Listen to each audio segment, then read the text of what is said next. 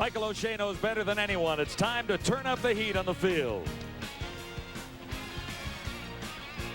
Running back Michael Jenkins is more than anxious to get his hands on the football a lot more often. The Rider defense ranked second in the league versus the pass, led by Ladolphus McCalla, who has 2 interceptions in 3 games. And on offense, others may get the headlines, but the workhorse is Chris Zarka. He is the unsung hero of this offensive team. A great crowd here at Taylor Field to greet the Roughriders after 2 wins in their first 3 games. Breezy and warm here tonight. Chance of a thunder shower before the evening is over. It's currently 26 degrees with a breeze out of the southeast at 26K. Wind is never very far away when you're at Taylor Field. Regina should be a factor tonight. Mike Clemens won 6 of 8 as the Argos made a run for the playoffs late last season. This season hasn't been quite as much fun. No victories in the first 3 games for the Pinball. He looks for one tonight. Danny Barrett, on the other hand, is poised to take his team to the top of the mountain in the West Division. A win tonight, and the Riders take over sole possession of first place in the West. It would be the Riders' best start since 1989. That year they won it all. A memorable time indeed for Saskatchewan football fans. But if memory serves me correctly, the Roughriders did not finish in first place in the West in '89. No, they did not. 9-9 that year. Argos will get their hands on the football. The Roughriders will have the wind in the opening quarter as Paul McCallum puts it on the tee. Jenkins is back along with Greg Hill for the opening kickoff at Taylor Field.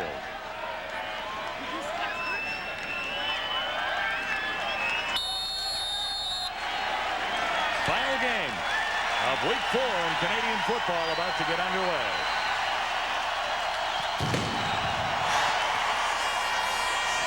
It's over Hill's head and rolling through the end zone as McCallum with the win sailed one all the way through.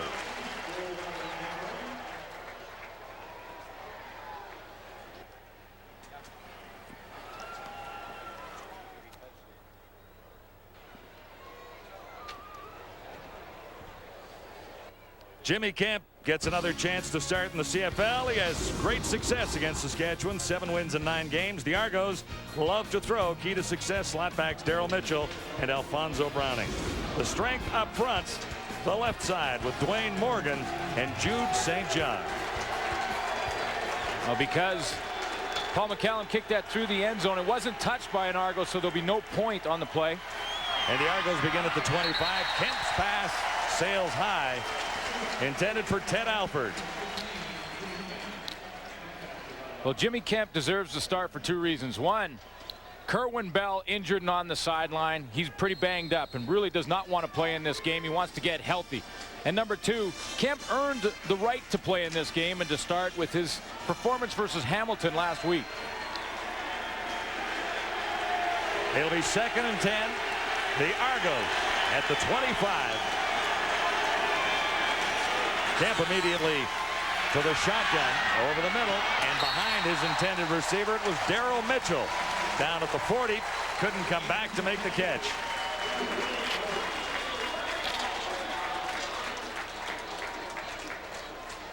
So a quick 2 and out for the Argos going against the wind. Well, yeah, Saskatchewan won the toss. The wind will be a factor in this game tonight. Now, Saskatchewan won the toss and deferred their choice to the second half. When they did that, the Toronto Argonauts chose to take the ball first, but they're into that wind first. The Preston brothers are back, rock and roll, standing at the 50-yard line. Tony Martino's first punt as an Argonaut. This is Roll Preston. He's to the 45, and that's where the Roughriders will begin. Marvin Graves gets his 4th start as Saskatchewan's #1 quarterback. He's won 2 of 3 games and has the Riders on a nice little roll. Graves has 2 outstanding receivers with Curtis Marsh and Roll Preston, and a gifted young running back in Darren Davis.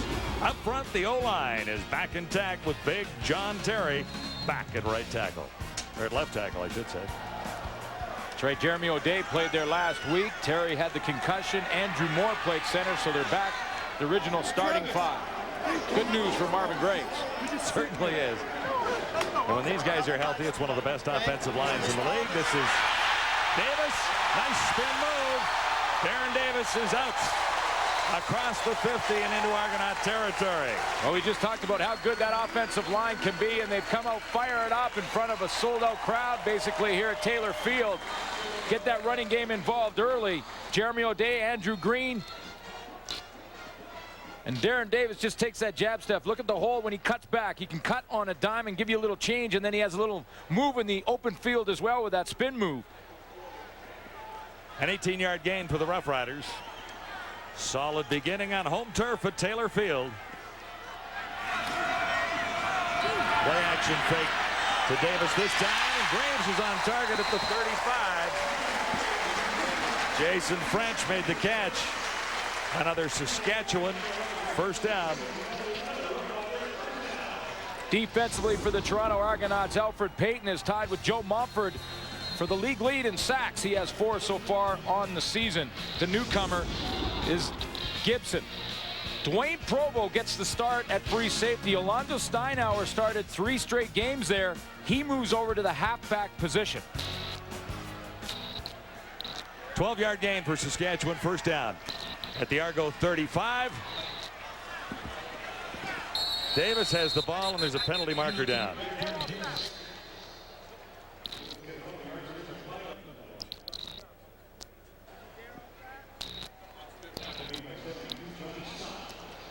Well, obviously Darren Davis a big part of the game plan early for Saskatchewan. With all the changes in the Argos secondary, don't be surprised to see Marvin Graves. Offside. Saskatchewan number 88. First down repeated.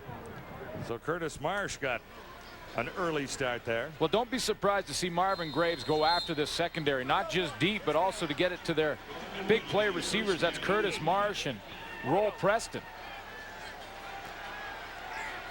Demetrius Bendros out of the lineup, replaced by James Epps.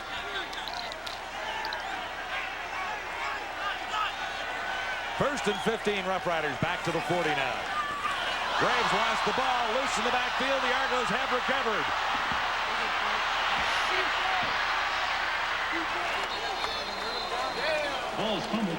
Damon Gibson comes up with the ball and puts on a sprint down to the 20. Well, you could call it a sprint. I'm going to call it a rumble. First turnover of the night goes the Argonauts' way. Great chance for Toronto to hit the end zone when we come back. Want to win $1 million? Shop and swipe your Safeway Club card for automatic $1 million touchdown to win entry. If your name appears, you could win $1 million if 2 kickoffs are returned for touchdowns in today's game. Shop and swipe at Safeway today. This is so cool. Loaded with lots of stuff, totally fun to drive. All at a sweet 179 beans a month. Oh, yeah. Our Elantra is not only the coolest looking sedan around. At $199 a month, it's nothing to sweat about. Cool.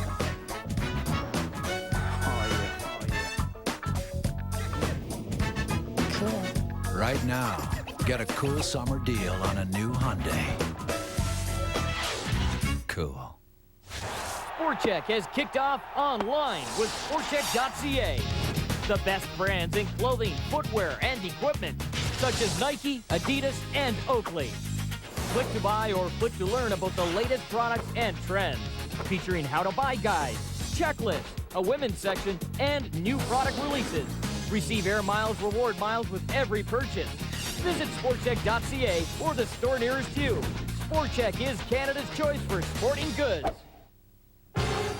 The Open Wheelers take their high-speed show to the Windy City for the Chicago Grand Prix. The points race heats up in race number 12 on the 1 Mile Oval. The Chicago Grand Prix, Sunday on TSN. Wendy's CFL Live on TSN is brought to you in part by Wendy's, the official hamburger of the CFL, and by Molson Canadian. I am Canadian.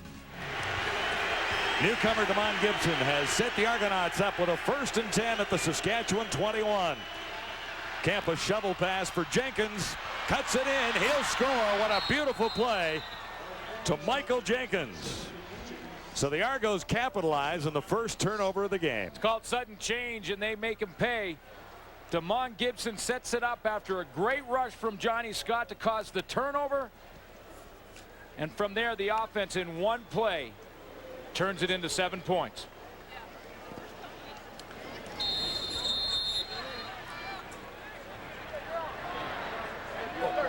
The Argos have not had a good start in any game so far this season, and they have a 7-0 lead here. Well, it's important for a couple reasons. One, obviously, you get the lead early and you get that early momentum, but also with the sellout at Taylor Field, it quiets down this fan base in a hurry.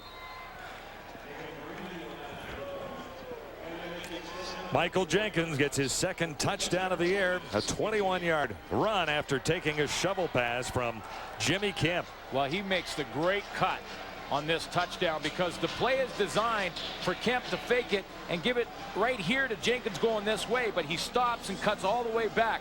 Watch how he makes his great cut to come back. There's the fake. Now here he comes back to the right. Now watch him put on the brakes right there, puts on the brakes, and then cuts right back into open field, and a ton of space for him to just take off. And now it's a foot race, and the secondary is deep in the end zone and can't get there. And this is what set up the opportunity for the Argonauts. Johnny Scott right up the middle. He creates the play, and there is Demond Gibson, the newcomer on the outside, that comes up with the fumble. Look at Scott's move. He knocks the ball out of Marvin Graves' hands. And now look at the speed of Demond Gibson. 6'2", 315, rumbling. He couldn't outrun him, but he set him up for the first 7 points. And that's a 39-yard run, Glenn, and a 21-yard touchdown. The Argos are in the end zone quickly. And this place is a little quiet all of a sudden. Yeah, absolutely. Everyone's sitting on their hands. And it's packed. Never a sellout, though, in Taylor Field. I said sellout a couple times. All the seats are sold. All the seats are sold. But they'll squeeze you in if you come to the door with a couple of bucks. Yeah. Spots in the end zone are available on Labor Day every year.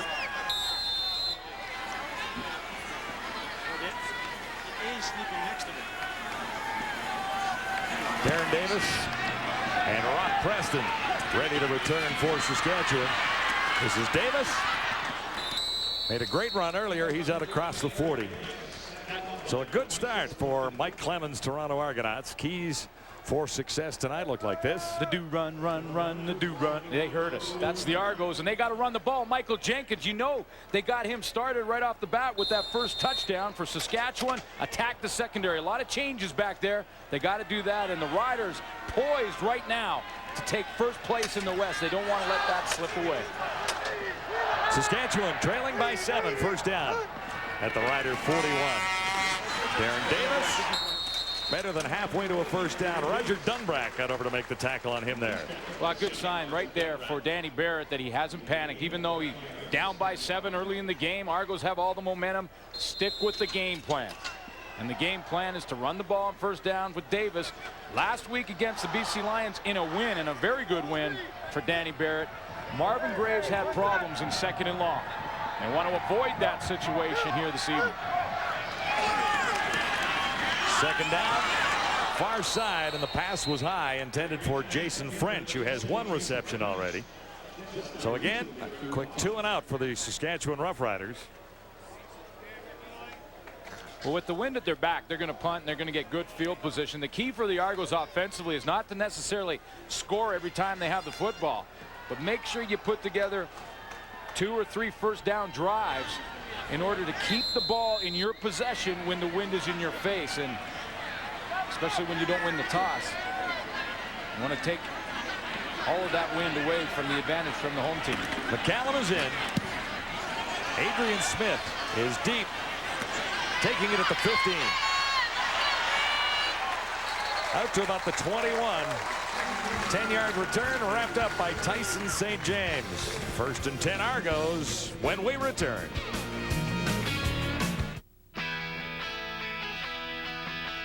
All across the country, people have places to go, things to do. So they go Midas for total car care. Need an alignment? We do that. Air conditioning? We do that. Brakes? We do that. Oil changes? We do that. Batteries too. Of course, mufflers. And we do all that with our certified technicians and our nationwide guarantee. So for total car care, who does it all?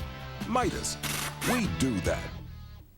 Oh, wow, pizza. Who delivered? It's not delivery, it's Delicio. Still hot. That delivery guy must have flown here. Nobody flew anywhere. It's not delivery, it's Delicio. Delicio? Delicio Rising Crust Pizza from Kraft. Frozen pizza with a crust that rises and bakes up fresh like pizzeria pizza. Tons of toppings, too. Hope you tipped the guy. Yeah, $50. What? It was really cute. Stop. For fresh baked pizza at home, it's not delivery. It's Delicio from Kraft. Now available in personal size. If tennis is your game, get set to play the Rogers AT&T Tennis Trivia Challenge. Log on to rogersattcup.com to test your knowledge of tennis. You could win one of 2 trips to see the 2002 Rogers AT&T Cup next summer in Montreal, with 2 nights accommodation, 2 VIP seats to the semifinals and finals, and a chance to meet the champion, plus many more prizes. Saskatchewan defense has been stingy at times, allowing just 3 touchdowns in 3 games. Well, they're ranked 2nd in the league against the pass. Not quite as good against the run. No, number 8 against the run. Yeah. And that's, again, why Michael Jenkins for Toronto is such a huge factor in this game. But the Argos will throw almost 80% of the time. But here's Jenkins. Aaron Collins made the stop. Overall, this is a pretty good Saskatchewan defense this year. Led up front by George White in the front 7. Shante Peoples coming off the Outstanding Defensive Player of the Week. And in the secondary, a solid group led by Ladophius McCalla on the corner. He has a couple of interceptions so far in this season. Starting lineup brought to you by Midas. Keep a good thing going. Go Midas.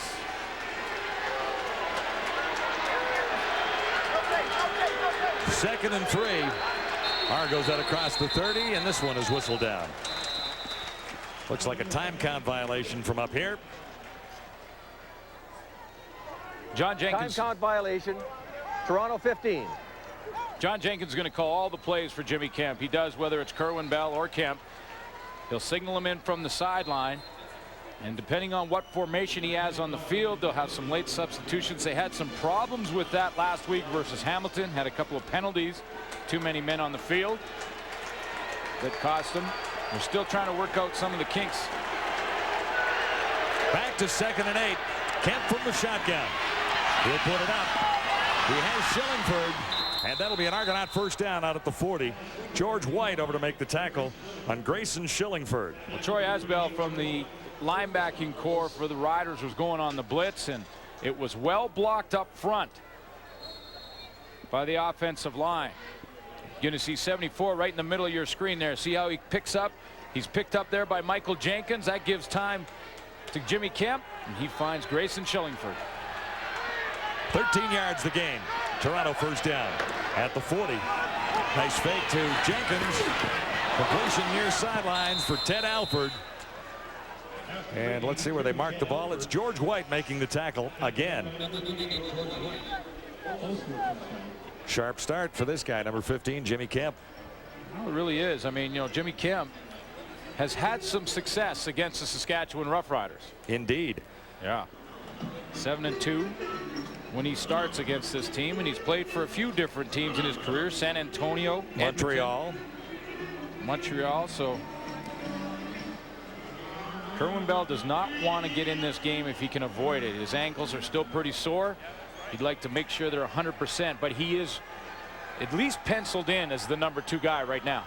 Well, they're a little worried if they have to go all the way down to Stanley Jackson, because he has not been around the Argonauts long enough to know enough and acquit himself well if he had to go in. Yeah, that would be just Stanley Jackson goes in. You're the bottle cap. You go here. You're the stick. You run this curl. That's what they'd be doing there. This is 2nd and inches. Free play for Kemp. Here comes the heat. He avoids it and gets another first down out at the 50-yard line. Complete to Alfonso Browning, his first catch of the night. Great poise by Jimmy Kemp, because he was getting chased out of there by both Travis Smith and I believe it was also Aaron Collins that was chasing him down, and he kept his composure. Didn't throw it away. There's Aaron Collins. What a start to the season he's had. He's going to get back involved from the backside right there and actually pushes Kemp. Collins actually won that game for the Riders last week against BC with a key sack to put BC in 2nd and long on their final drive.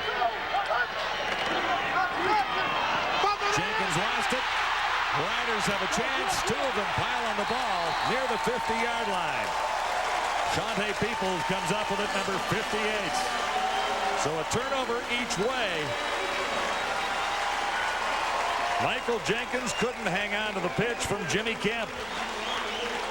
Straight option play to Jimmy Kemp's left right here, and Michael Jenkins is going to be the pitch man. The pitch is a little bit too far, and Jenkins, I believe, tried to one-hand it and keep running rather than secure it. See, it was out in front of him, and with his left hand, he thought he could just one-hand it and then just keep running because he did have the corner. Shante Peoples had a shot at it on the one hop. Well, Peoples is the one who forced the pitch immediately from Jimmy Kemp, and that makes it basically a glorified pitch play. Riders are set up at the Argo 49, first down. Davis, the ball carrier, running well for Saskatchewan so far tonight. It's always a great challenge for both teams in the sudden change. We saw the Argos take their fumble and in one play punched it in and got that momentum. Now can the Riders respond the same way in their sudden change situation? It's a great challenge for both sides of the ball. 6, 6, 6, we got something. Riders into the hurry-up offense already. 2nd and 5 at the Argos 44. Shotgun for Graves with 2 receivers to the near side, and that's where he looks. It'll be a first down Saskatchewan as James Epps makes his first catch of the night. Argo defensive backs left in one-on-one. James Epps has great speed. They're in one-on-one because Calvin Tiggle's coming on a blitz. When Calvin Tiggle, right over there, you see him coming through that gap. Michael O'Shea also stepping up at the quarterback. That's one-on-one with no inside help for the defensive backs. And Clifton Abraham will go for Epps and Curtis Marsh in that situation. Epps got the speed, and we know what Marsh can do. Apparently he can dash the 40 in about 4.3, and that's quick. Graves over the middle. Roll Preston has his first reception. Yeah, you're talking about James Epps and the great speed that he has. He runs the 200 meters, and now I wasn't a track guy, but he runs the 200 meters. Stop with the smile. That might be an Stop understatement. With a smile. He runs it in about 21 seconds, apparently, which I understand is pretty quick.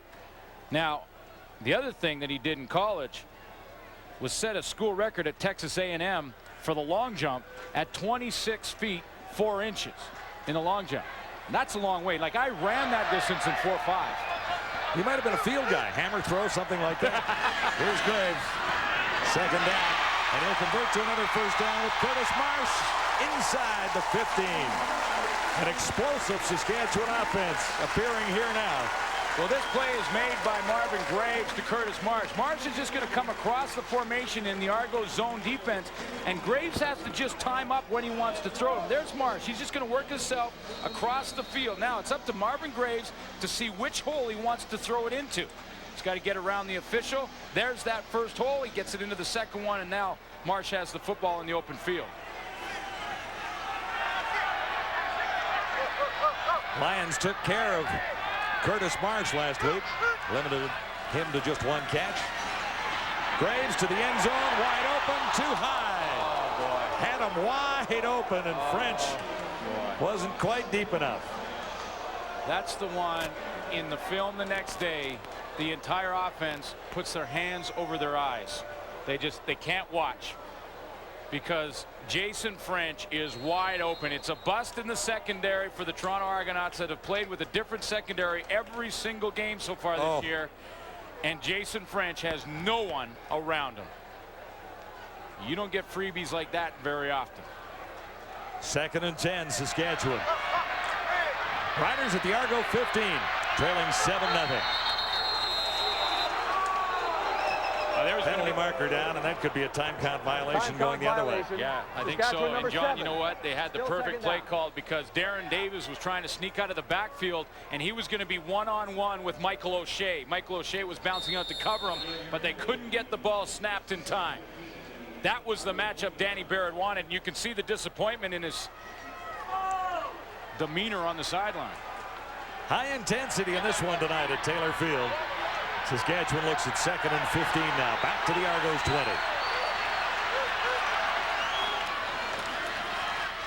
Graves looks for the end zone again, and he missed his target. Davis was the intended receiver, number 8. And there was a miscommunication there. Yeah, there was, because Davis and Roll Preston were about 4 yards apart. And, you know, you talk to any quarterback, you talk to Matt Dunnigan about that, and he'll tell you there's a mistake there. Because receivers are supposed to spread out and use the entire field so that one defensive back can't cover 2 guys. And that time, Darren Davis and Roll Preston were right next to each other. Dunnigan will also tell you that 9 times out of 10 it's the receiver's error. Right? That's right. Riders look for points from McCallum here. He nails one, so Saskatchewan gets on the board, settling for 3. There was an outstanding opportunity to get to the end zone. The Riders couldn't quite make it. It's Wendy's CFL Live from Regina.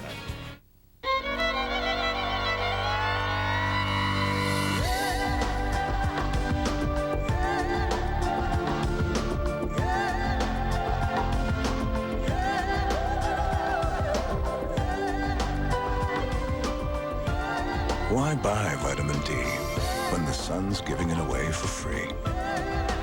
Accept it. You belong outside.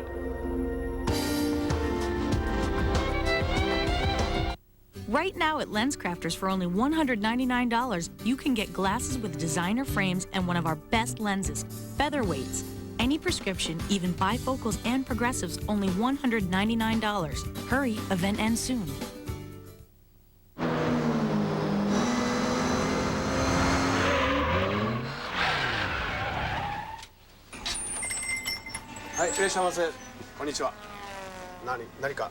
Looking for nail clippers. Do you have nail clippers? You know, nail clippers? Clip. Yeah. This is exactly what I need. Rated E for everyone.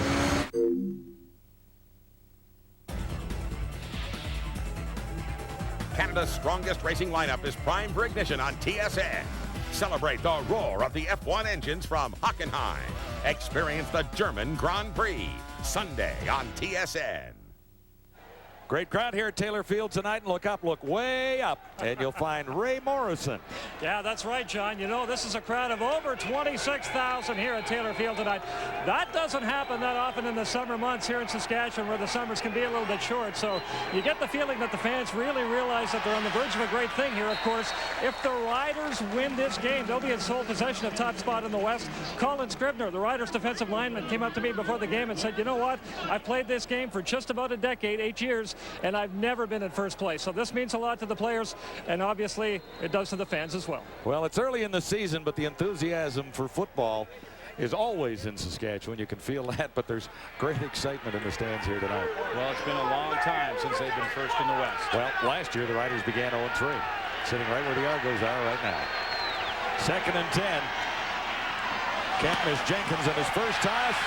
This is Alfonso Browning, and he'll be stopped well short of a first down. That play by Jimmy Kemp sort of runs right into the strength of the Rider defense, and the strength of their defense is quickness, because they flew over there and got Browning corralled. There were about 4 or 5 tacklers circled him. They just fly around in pursuit of the football, and that's the strength of this defense. They have great quickness. Tony Martino in his first game as a Toronto Argonaut after all those years with the Stampeders. First game, first quarter, back into the game, and he's punting into the wind in Regina. He's been here before. There's yeah, no doubt about many that. times. Preston brothers are back. Awaiting Martino's kick. Steps across the 30 to get this one away. Into the breeze. Roll Preston. Escaped the first wave. Might not have made much more after that as he retreated just a little bit on the return. Darren Joseph ran him out. 3 on the return after a 34-yard punt. Saskatchewan Roughriders and the Toronto Argonauts, Saturday, August 25th. There's the number to call for Argo tickets, 416-489-ARGO. The Argos on the road for a while, but they do get back home in August. Toronto Sun, number 1 in sports. Argo fans, join the Sun at the next Argo home game. Toronto Sun.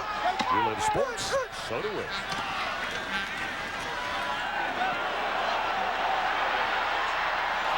Curtis Marsh was the intended receiver, and Graves couldn't hook up with him. Clifton Abraham was covering. Curtis Marsh, just nothing fancy about what he's going to do here. My speed against your speed, Clifton Abraham, and he just flat out just runs down the field. Take a quick look inside, and then it's just a foot race. Put on your track shoes. We talked about James Epps with the speed. Well, Marsh has pretty good speed as well, and he was in behind Clifton Abraham. This is not a super. Kellen, 2nd and 10. Missed. Roll Preston on the far side, so 2 and out for the Riders again as the defense trots onto the field with less than 2 minutes to go in the opening quarter. The plan for the Argos defensively was to move Alondro Steinauer from the safety position where he played the first 3 games over to halfback so that he could match up on Curtis Marsh. Now the chess game continues because Danny Barrett takes Curtis Marsh, and that's the matchup that we believed would happen tonight and still may. They take Curtis Marsh now and they move him to the wide receiver position. So they're trying to move him away from the Argos' best cover man in Alondro Steinauer. McCallum standing near his 30. With the breeze, this is a beauty. Adrian Smith chased back to the 10. Broke 1 tackle, and he's dropped at about the 24. 14 on the return. That punt sailed 62 yards. John, this is a very good quarter for the Toronto Argonauts. Yes, it's just a 4-point lead, but you consider they're 0-3 coming into this game. They're in hostile territory, as hostile as it can get in Taylor Field when it's packed. And with the wind in their face, they've given up just 3 points. With a decent drive here, Mike Clemens can see his team take away the wind advantage in the first half to the Riders. And take the lead into the second quarter with absolutely, and then they got the wind and the field position and all that advantage on their side. So there's a crucial sequence for the Argos to get a couple of first downs and maintain possession. Jenkins hammered down near the 27. 148 yards for Michael Jenkins in week 1 as an Argonaut in 2000. Yeah, that really got him started right here in Taylor Field. A great game. Had a touchdown in that game and then went on to rack up over 1,000 yards and a close to 6-yard average rushing. You know what? He can catch it too, and he's lined up the wide receiver on this play. Picked up 5 in the previous play. 2nd and 5 here. Kemp shotgun. Rolling left and firing across the middle. This will be another Argonaut first down. Oh, and that's Mitchell down the sidelines. And finally forced out at the 15-yard line. Sean Gallant got over to make the tackle and force Mitchell out of bounds. You know what? You got to give some credit to that big offensive line for the Toronto Argonauts because they gave Kemp time. Mitchell is going to just sit down in the hole. He's not the primary target. The primary target is out in the flat and Ted Alford. Ted Alford went right to the sideline, but Kemp had enough time to wait until Mitchell could slide into that open area, and now it's just speed to the outside. Great block on George White to spring him loose for the extra yards, and in total Mitchell picks up 66. The plays for the Argos, right? Take against the wind, and that's a huge factor. Jenkins for about 4. George White was there. Right now, the Argos up front are controlling the line of scrimmage because Michael Jenkins, when he touches that football in the backfield, he's not getting hit till he gets to the linebacking core.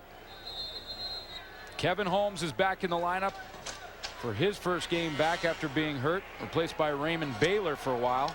They're still trying to anchor down the middle of that defensive line in Saskatchewan, but right now the Argos offensively controlling that line of scrimmage.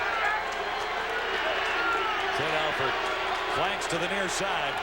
On 2nd down, Kemp to the end zone. There's the toss. There's the touchdown. Alfonso Browning. What a hot start for the Argos. Huge plays. The big turnover by the defense. Damon Gibson. Remember that one? That set up the first touchdown. Well, that has given them the momentum, and now into the wind. They have 14 points and probably more importantly only given up 3. Alfonso Browning, again, the blitz from the Saskatchewan defense picked up by the Argos. They're controlling the line of scrimmage, and when you got time to throw the football, it's tough in the one-on-one with the wide field. Convert is good, so make it 14-3. A solid start for the Toronto Argonauts on enemy turf here at Taylor Field in Regina. Smiles all around for the pinball. Wendy, CFL live at the quarter. Wow, how about those Argos looking pretty good in Regina, up 14-3. Kemp looks good. Starting quarterback for the Riders, Marvin Graves, has made a couple of mistakes, missed an open receiver wide open in the end zone, and, Matt, a fumble that cost his team a touchdown. Yeah, that looks like Marvin Graves had pressure, and he did. He had pressure real quick because what happens, he had a breakdown in offensive line play up front. Let's look at what we're talking about. Nobody's in the backfield here, so they only have 5 blockers. You have 3 Toronto Argonauts on the right and 3 to the left. Jeremy O'Day goes to his right, picking up O'Shea here, and Green goes to his left, thinking he's going to pick up Teagle off the edge, but he's got Johnny Scott right over his inside shoulder in what we call one technique, and there it is. You see O'Day going to the O'Shea. You see Green just letting Johnny Scott go unabated to the quarterback, so ultimately this falls onto the shoulders of the offensive lineman. And yes, Marvin Graves put the ball on the ground, but he wasn't expecting Johnny Scott to be in his lap so quickly, and that's what started the whole momentum thing for Toronto. Well, here's the whole thing about the offensive line. I mean, you try to get the best possible angle to make your pass blocks. Repeating myself, it's who first and it's how second. It looked like Andrew Green had the better situation to block Johnny Scott because the way offensive linemen are taught, the majority of your weight is on your inside foot, so you have some power and some leverage. But it's those type of plays where you can get the easy touchdown that determines games. That was a big advantage for Toronto, Eric. And Chris, as Glenn Suter was saying, at Taylor Field, in 2 quarters, basically the wind is your adversary. You just hope to survive. What did the Toronto Argonauts do? They played super football, got 14 points, they're up by 11, and they've got to feel terrific. Psychologically, you couldn't ask for anything better than this, going on the road and playing this well early. This is their first road game of the season. Remember, they come in 0-3, but you certainly can't tell the way they're playing under Jimmy Kemp. Let's send you back to Taylor Field. John and Glenn. Guys? Numbers on Jimmy Kemp, gentlemen, in that first quarter: 7 of 10, 147 yards, 2 touchdowns. Doesn't get much better than that. Yeah, but I can't emphasize enough the wind factor in this football game, and the fact that the Argos in that first quarter with the wind in their face put up 14 points on the board. So the Rough Riders try and rally here in the second quarter, down 14-3. Kemp has done a nice job for Toronto thus far.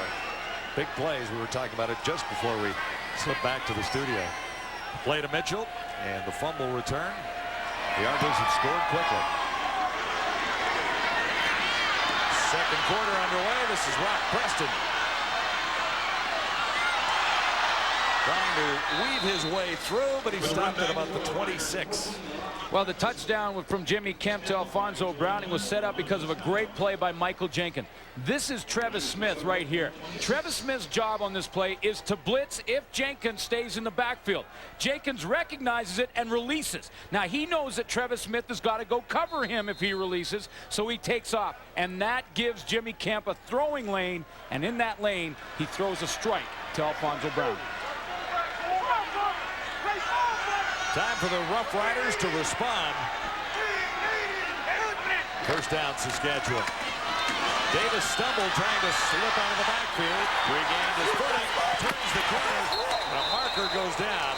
Heavy hit on the sidelines as Davis is forced out. I think it's going to come back. It looked like Marsh and Clifton Abraham were fighting on the sideline. I'm not sure if Marsh maybe got nailed on a holding call. 16 yards for Davis if it stands. Holding, Saskatchewan 88. Before yards are gained, first down repeated. Curtis Marks trying to maintain his block.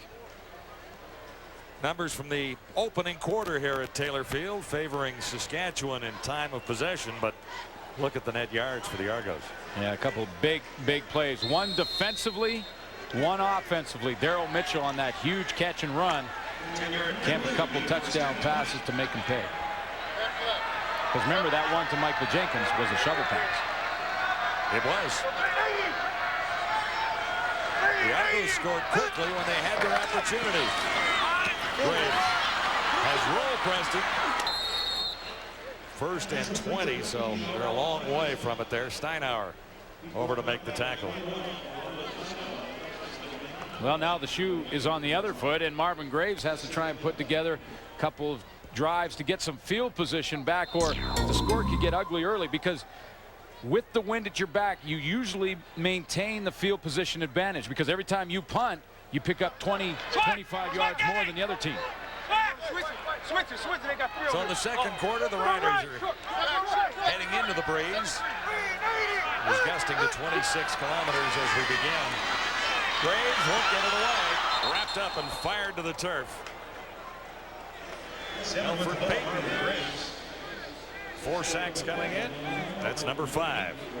Nice disguise from the Toronto Argonauts defensively. Watch this. Calvin Tiggle up on the line of scrimmage. Michael O'Shea on the snap of the ball. Where do they go? Backwards. They're showing blitz, but they don't give him blitz. See him drop out of there? It causes Marvin Graves to hold that ball a couple of seconds too long, and down he goes.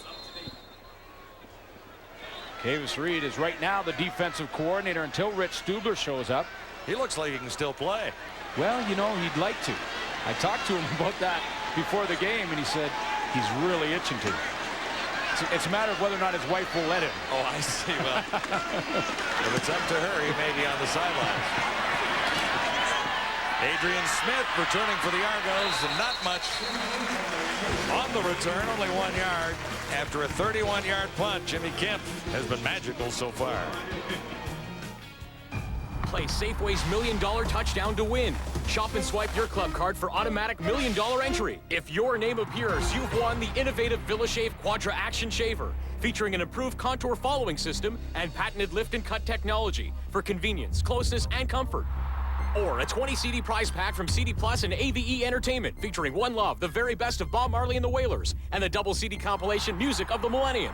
Shop and swipe at Safeway for your chance to win $1 million.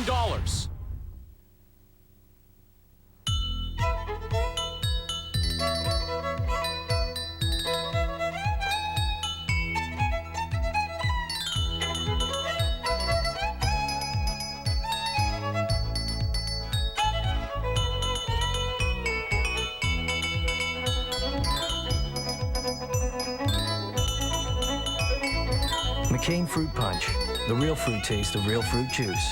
What a beautiful sound.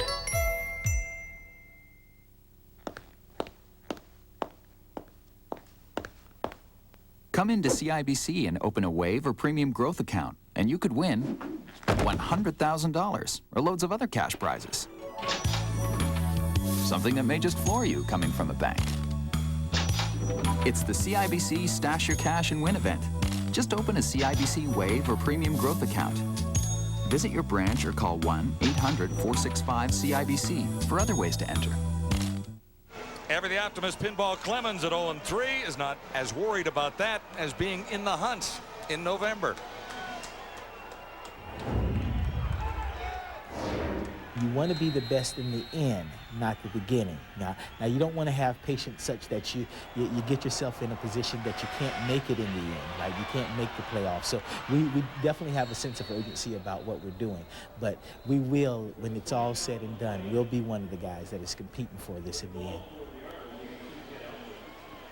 Tough to wipe the smile off his face at any time, although he did put on the head coaching hat for a couple of weeks and was a little more stern.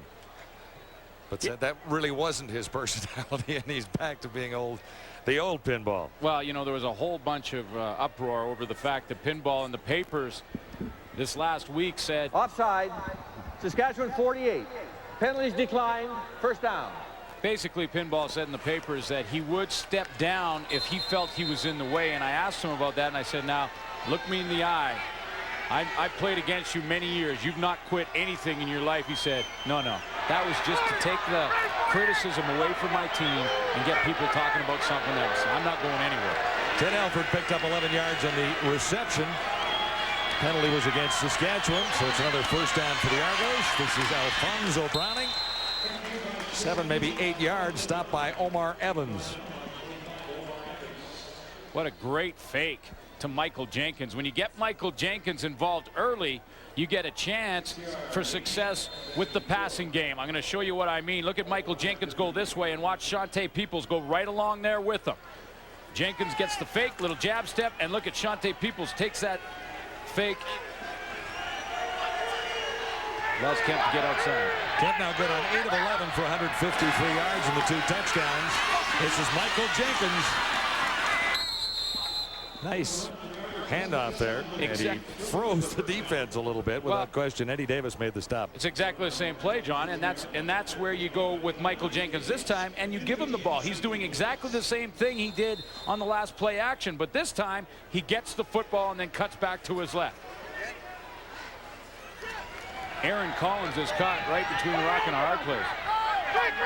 Superb fake. 4th carry for Jenkins for 25 yards. Jenkins again. Somehow he slithered through. George White had to come over to make the tackle. He almost beat White, who led the league with 105 tackles last year. The offensive line is getting off the ball too and creating a little bubble for him. Morgan pulls up in there. That's George White. Some outstanding defensive players in this league, and Michael Jenkins pushes him back 3-4 yards. Jenkins only carried the ball 5 times in week 1. He's had it 5 times already tonight. Make it 6. Jenkins for another 3 on 2nd and 3. We'll see where they spot this one. I asked Kemp about that before the game, talking to Jimmy Kemp. Said, you know, one of our keys, because we do these keys before the game, I went over and I told Kemp what our key was for the Argos. We said, Michael Jenkins, run, run, run. We got to run, run, run. I know you've heard that all week, but what do you think? And he got this big, huge smile. He says, we want to run, run, run, too.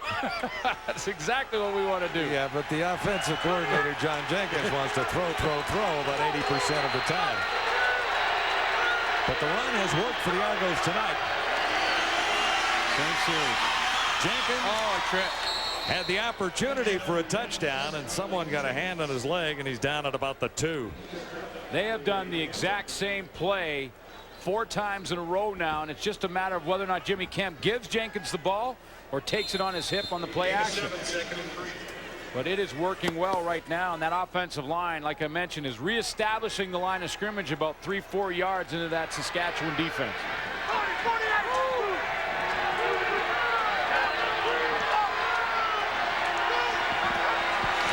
Second and goal at the Riders 3. Too far into the end zone. Greg Hill was the target, and Kemp missed the ex-quarterback.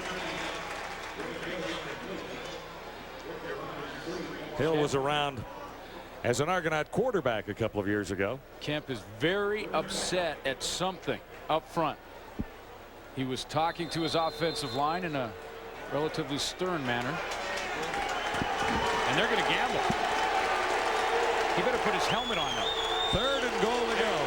Get that hat on. Argos at the Saskatchewan 3. Huge play here, particularly for the Rider defense. There's the touchdown. A great cutback by Michael Jenkins, and he's into the end zone. That drive was all number 27. Well, was it ever a great cut? Because Sean Gallant from the safety had cut him off. Shante Peoples was in chase, and Gallant had cut him off, and Michael Jenkins cut back and made that play on his own. And you're right, that was the Jenkins drive. There's Gallant, the safety. He's going to read and shoot to this side of the field, and watch how he cuts him off, and Jenkins cuts right back. Here comes the cutback right there.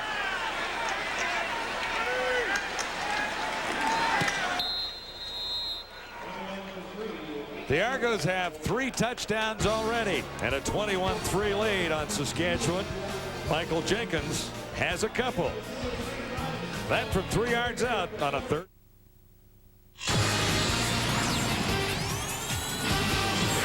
Welcome back to TSN Tonight. I'm Dan Pollard, and back to Taylor Field for you in a moment. The Toronto Blue Jays hosting the New York Yankees earlier today. Roger Clemens on the mound for New York, looking to go to 15-1 on the season. In fact, it'd be 11 straight wins. Brought the A game early, as in Alex Gonzalez, who can't get the bat around. Freezes Shannon Stewart to end the first inning as well. Top of the 5th, Pedro Bourbon in to face Tino Martinez. And Bourbon with the bonbon for Tino. It's gone. 2-run shot. Yankees up 4-0. 6th spot there in the 8th. They cruise 12-1 is the final. Sports Desk at 11 Pacific, 2 a.m. Eastern. Full highlights and report from the Argo-Rider game. All the baseball highlights. And the day in golf, including third-round action from the Senior British Open. Syracuse Sky Chiefs officially releasing Deion Sanders, making room for Andy Thompson in the lineup. And the Jets signing Santana Moss to a 5-year, $7.1 million deal, their top draft pick. Introducing new Gillette Arctic Ice Invisible Solid Antiperspirant. It gives you protection that goes on clear and lasts all day. Arctic Ice Antiperspirant from Gillette. Imagine future generations being able to enjoy the world's beauty the way we can. Let's keep it this way. You too can reduce greenhouse gas emissions and help control climate change. Back at Taylor Field, the Argos are dominating. Straight option coming right at you. Shante Peoples has the quarterback. That's his responsibility. And then the great cutback right there on Sean Gallant gets Michael Jenkins. But a gutsy call by Mike Clemens on third down. But he's got the wind at his back, and that makes a difference. So the Argos have a huge lead. Marker down back where the kickoff took place. You become a little more aggressive as a head coach, I think, when you have the wind at your back and it's a strong wind. You're down there. If Offside, the Argos, Toronto 26. If the Argos do not convert on that third down gamble, they know they have Saskatchewan backed right up in there. They get 2 and out, they're punting, they got real good field position again, or a safety. Get the ball right back. Absolutely, and they're going to get more chances when the wind's at their back. So you can get a little more aggressive when you have the wind. So it's not quite the gamble it looks like when you're looking at the end zone 3 yards away. But still, it's a gutsy call. Hey, it's a long 3 yards. That is a long 3 yards.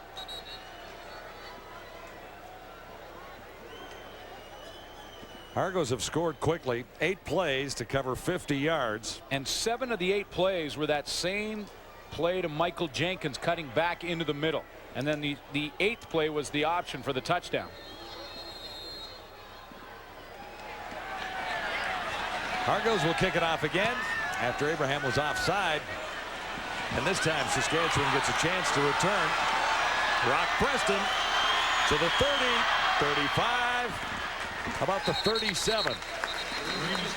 So 8:32 to go till halftime. Saskatchewan needs to get on the scoreboard again with just 3 points so far for Marvin Graves.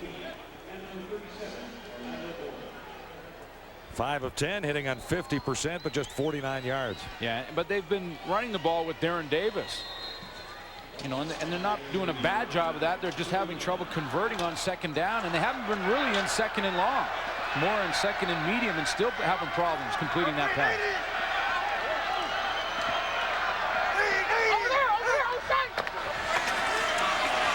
Nothing there for Zarka. He lost yardage. Alfred Payton slid in there for the tackle. What a start Chris Zarka's had. And a lot of talk in Saskatchewan about playing Rock Preston and Darren Davis together, but Zarka is sort of eliminating that thought because he's playing so well, averaging over 6 yards a carry when he does get the ball. He really came into his own last season, I thought. You need guys like Zarka, though. Those are the workhorse guys. They pick up blitzes, they block, they cover kicks. They're the workhorse. You can't all get the headlines. A gain of 1 yard. This is 2nd and 9. So Graves goes to the shotgun. Jason French. And that'll be a huge Saskatchewan first down. French has made a couple of interesting catches tonight. Dwayne Provo got over to make the tackle. Well, the one thing that Jason French wants to do is make amends for the one he dropped in the end zone when he was wide open. Now, that was a tough catch. Marvin Graves slightly overthrew him, but you know he wants to come back hard and make some big plays for this team, and that's one of them.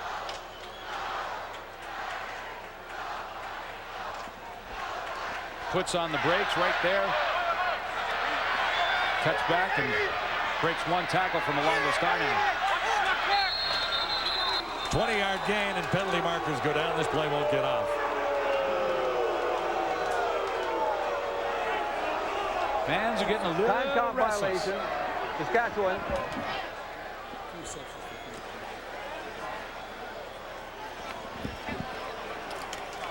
Always a possibility for time counts when the coaches are signaling plays from the sideline. John Jenkins does it for the Argos. Danny Barrett does it for the Riders. So the penalty against Saskatchewan makes this 1st and 15. Rock Preston.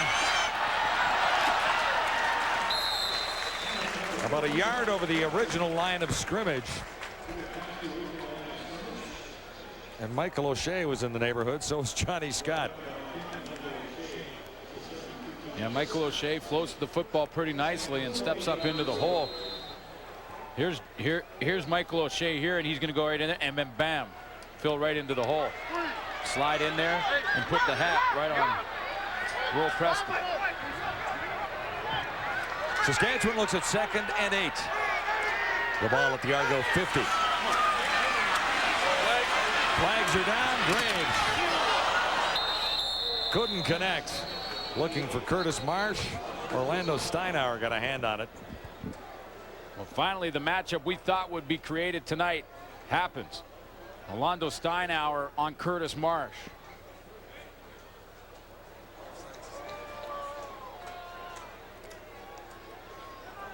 Deliberation continues. Offside. Saskatchewan number 15. Penalties declined. 3rd down. So that's Roll Preston. Well, I asked Orlando Steinauer before the game why he wasn't more involved. He's right in here. I asked him why he wasn't more involved. In other words, moving to the corner of the halfback where he's played throughout his CFL career, and he just slides in on Curtis Marsh. And he kind of gave me a little wink and said, "Don't tell anybody, but that's what we're doing tonight."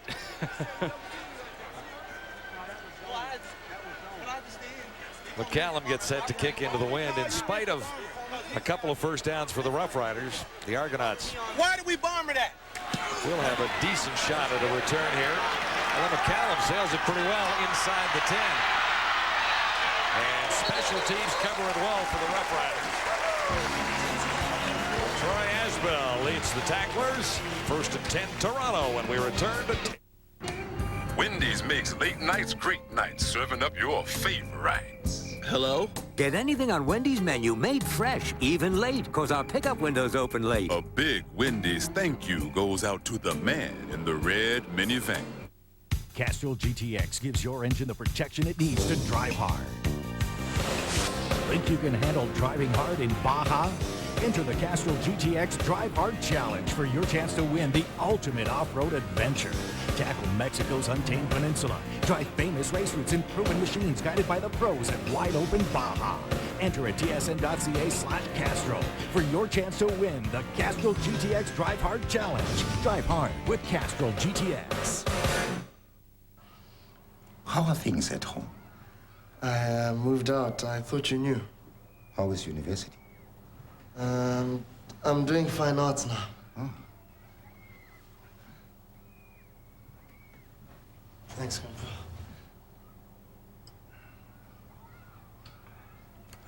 So, how's Grandma? She moved out. I thought you knew. Just kidding. See that? Well, that's the big, bold taste of bullseye. And that? Well, that's your cowardly taste buds. Bullseye barbecue sauce.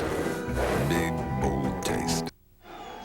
Even looking back to last year, the Roughriders have had a tough time with the run. Yeah, that's ugly, 132, but it gets worse this year at 168.7. And tonight, 47, but it's been a big 47. George White and Travis Smith are the guys that have to be left alone so that they can make the tackles on the run. And that means the guys up front have to occupy blocks. Kemp gets it away in a hurry.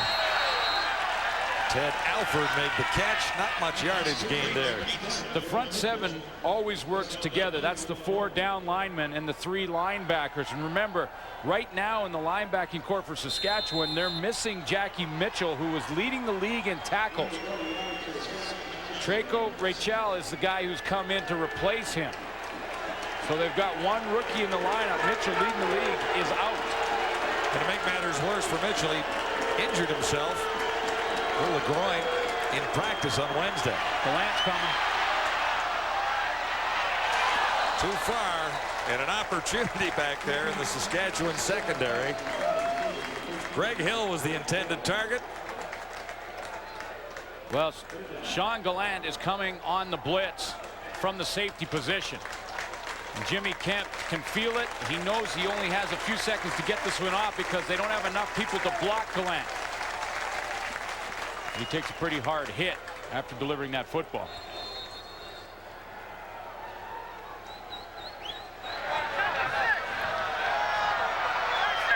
Brock Preston deep for Saskatchewan as the Rider defense holds. Comes down to Roll,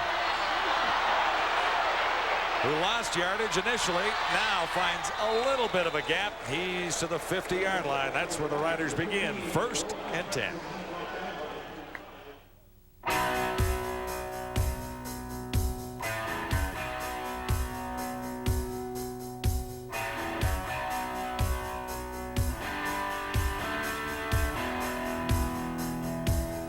The Toronto Sun, #1 in sports. Argo fans, join the Sun at the next Argo home game. For tickets, call 416-489-ARGO. The Toronto Sun. You live sports. So do we. 4:17 till halftime. It's time for the Roughrider offense to start rolling. Brock Preston for about 4. Danny Barrett, formation-wise, has changed things up a little bit for the Argos secondary. That time, he had Roll Preston and Curtis Marsh lined up on the same side of the field, which is the short side of the field. It's a little closer to the quarterback, but they haven't been able to get them the ball consistently enough throughout this first half. Brock Preston actually picked up 5 yards. Riders just shy of midfield on 2nd and 5. Graves from the shotgun and fired high and wide, looking for James Epps. Now, Marvin Graves, as well as he's played for the first 3 games of the year, looks a little impatient to me at this point. He just seems to be pulling the trigger a little quickly, and that time he had lots more time to just wait for things to develop, and I think he just got a little happy feet back there in the pocket. Too many 2-and-outs for the Rough Riders in this opening half. The Argos have taken advantage and scored 3 touchdowns. 3 2-and-outs for Saskatchewan. And here's McCallum ready to kick again to Adrian Smith.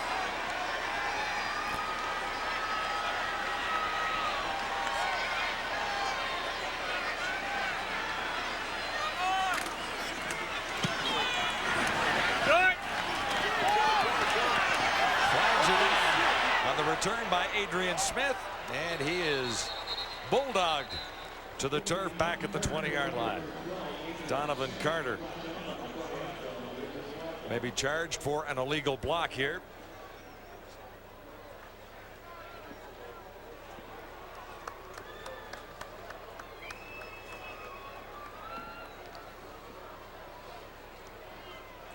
Just taking a little while to get things straightened out. No yards. Saskatchewan #45. Forchinski charged with no yards. 3 minutes to go. Argos on top. In the opening half, it's 21-3 as Toronto looks for its first win of 2001. Want to win $1 million?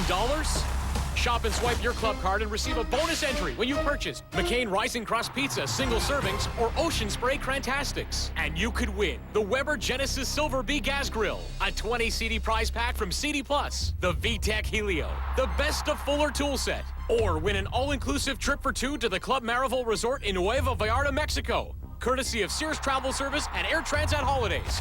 Play $1 Million Touchdown to Win at Safeway today.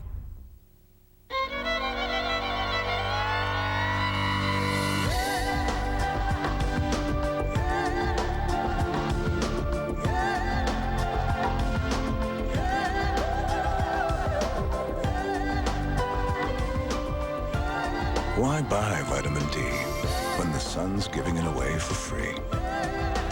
Accept it. You belong outside.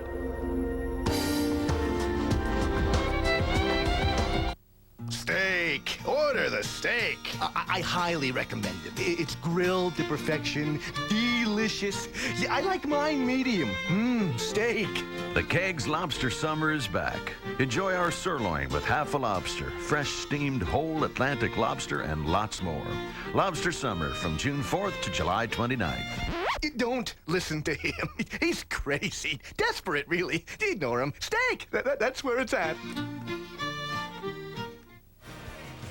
It's been all Toronto on a perfect night for football at Taylor Field in Regina. We're going to tell the panel guys to get out of the hot tub and behind the studio and get ready, because we're coming to them in a minute. Well, about 3 minutes anyway. Yeah, okay. That's what's left here. Just under 3. Kemp from the shotgun. A little shovel pass intended for Michael Jenkins.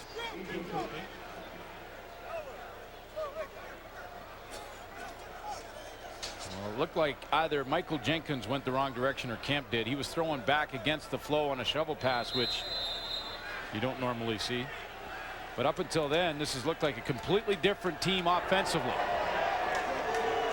Absolutely. Yeah. Remember, back to week 2, down 17-0 to the Blue Bombers before they even responded.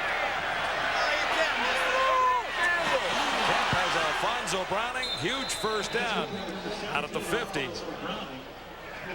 Yeah, and I really think the difference is that offensive line play right now for the Argos. He's just giving Kemp lots of time.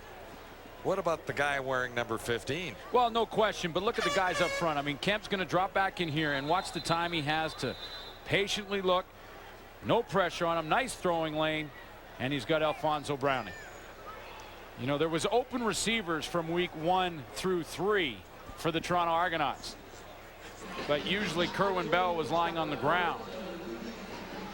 Kemp's getting some time, and he's doing something with it. 5th catch for Browning, 52 yards so far. Kerwin Bell. He kind of acts like a coach anyway. I mean, even when he's playing, he's acting a lot like a coach, helps to coordinate the offense. We had a good chat with him before the game. Yeah. Actually, a long chat. And you could really tell he didn't want to play tonight. I mean, in the sense of how hurt he is. He really wanted to be on the sidelines. He was relaxed and loose down there. He was hurt last week, you know, and probably shouldn't have played last week. But he really wanted to go in and give it that college try kind of thing. Kemp is at the controls. The Argos first down. Jimmy Kemp intercepted for the first time tonight. Eddie Davis has this one for Saskatchewan. And a mix-up down there. Well, Ted Alford changed his mind. Kemp had delivered the ball already, but Ted Alford changed his mind. He did it because he saw coverage to the left of your screen. See how the middle is wide open? That's where Kemp thinks Alford's going to head.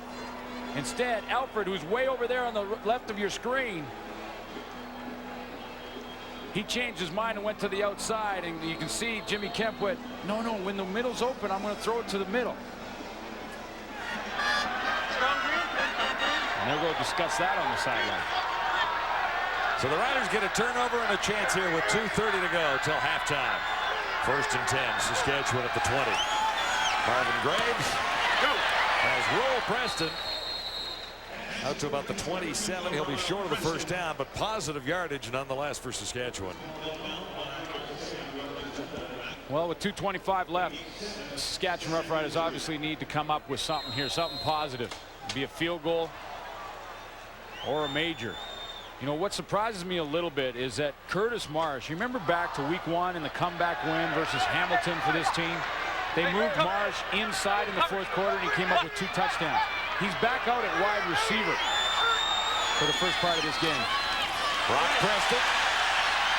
Hang on, it's Graves. Good fake to Preston into the line, and a penalty marker down in the Argos secondary.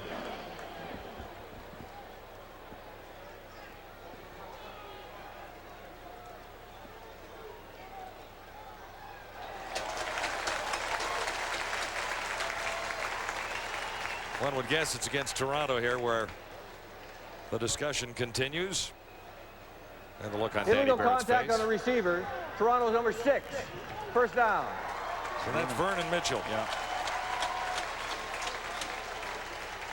Automatic first down for Saskatchewan, but just get back to that point. With Curtis Marsh outside, it's tougher to get him the football, especially when you factor in the wind. Now it's an even further throw, and the wind is in your face. And Graves does not have the strongest arm in the league. Well, it's, you know, it's not a gun. It's not a cannon. No, that's all I said. It's decent.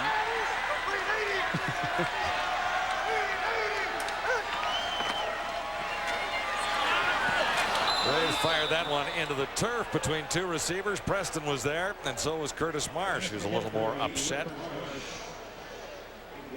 Yeah, he thought he got grabbed on that. Again, roll Preston and Curtis Marsh together. There's roll Preston going to curl. Curtis Marsh going to curl.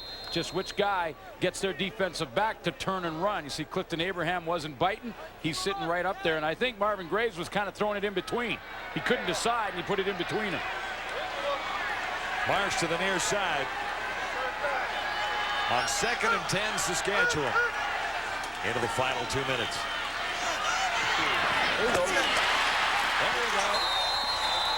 Marsh found the open hole, and he's out near midfield. Yeah, and this is really not Clifton Abraham's fault, because on the defense, Clifton Abraham is supposed to drop back deep. So if Curtis Marsh goes deep, see Abraham's here, he's got to get his depth, and Marsh is just going to curl right in front of him. Abraham's responsibility on the play is to take anything deep. He can't come up there because you saw that receiver, that green shirt going behind him. He's got to stay back on that. Just a well-executed play offensively. 16-yard gain, Saskatchewan. Graves barely got it away. It was dangerous as he looked for Rock Preston. And Preston turned around at the last second, but had no opportunity to make a play on it. Michael O'Shea had the best chance at it, actually. Just flowing to the football.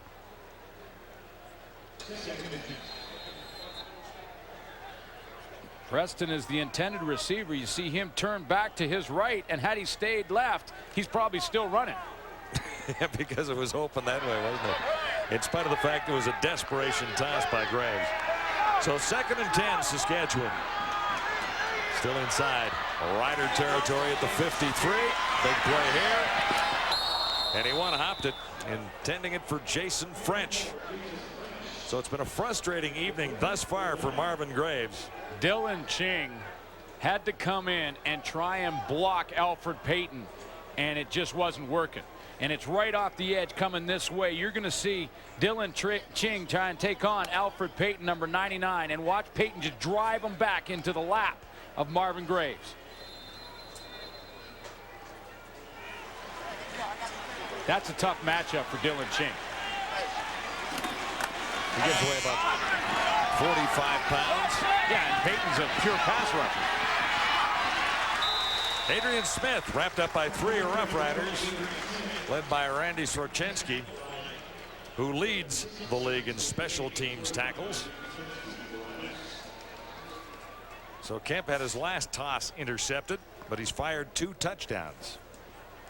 And in that last one was really the first series where the Argo offense didn't look quite in sync. Communication problem between him and Ted Alford.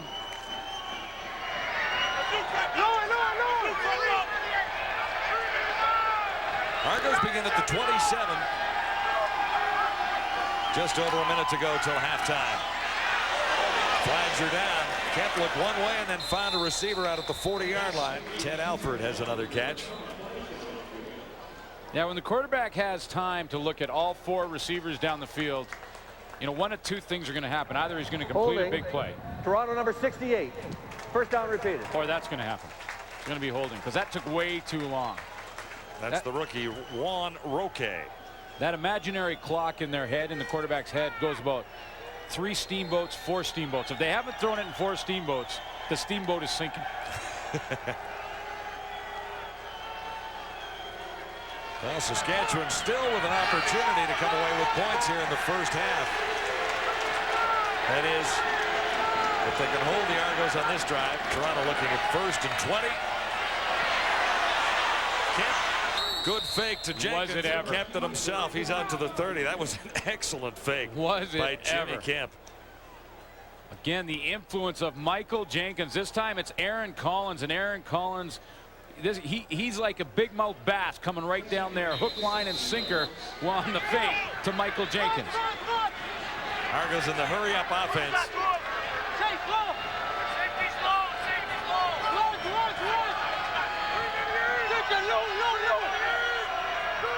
Well, it looked like they were trying to hurry things up. Kemp goes to the shotgun. He has Alfonso Browning, and an opportunity for the interception just missed by McCalla. But you know, this is concern for this secondary in Saskatchewan because they play pretty well all year long. Omar Evans has had a great season. Laudaphius McCalla has been the leader back there. But they've had a couple of receivers open in this first half. Ted Alford was open. Jimmy Kemp missed him. And again, Alfonso Browning on the last play. He had a step, and the ball was just thrown a bit behind him. Got to go get on that chalkboard in the halftime break. Fix things up back there.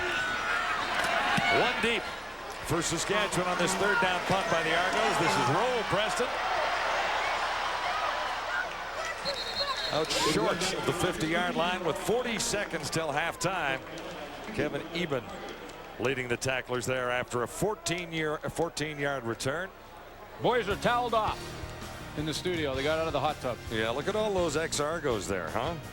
Oh, yeah. 1, 2, 3. No wonder Dunnigan's smiling. Well, it's a good thing that I'm here then, just to have a little balance in this game with the Riders. Yeah, the one thing about Dunnigan, he can cheer for a different team every week, and he played for them all. That's true. Not Saskatchewan, though, and I really would have liked to have him play for us at one point in his career.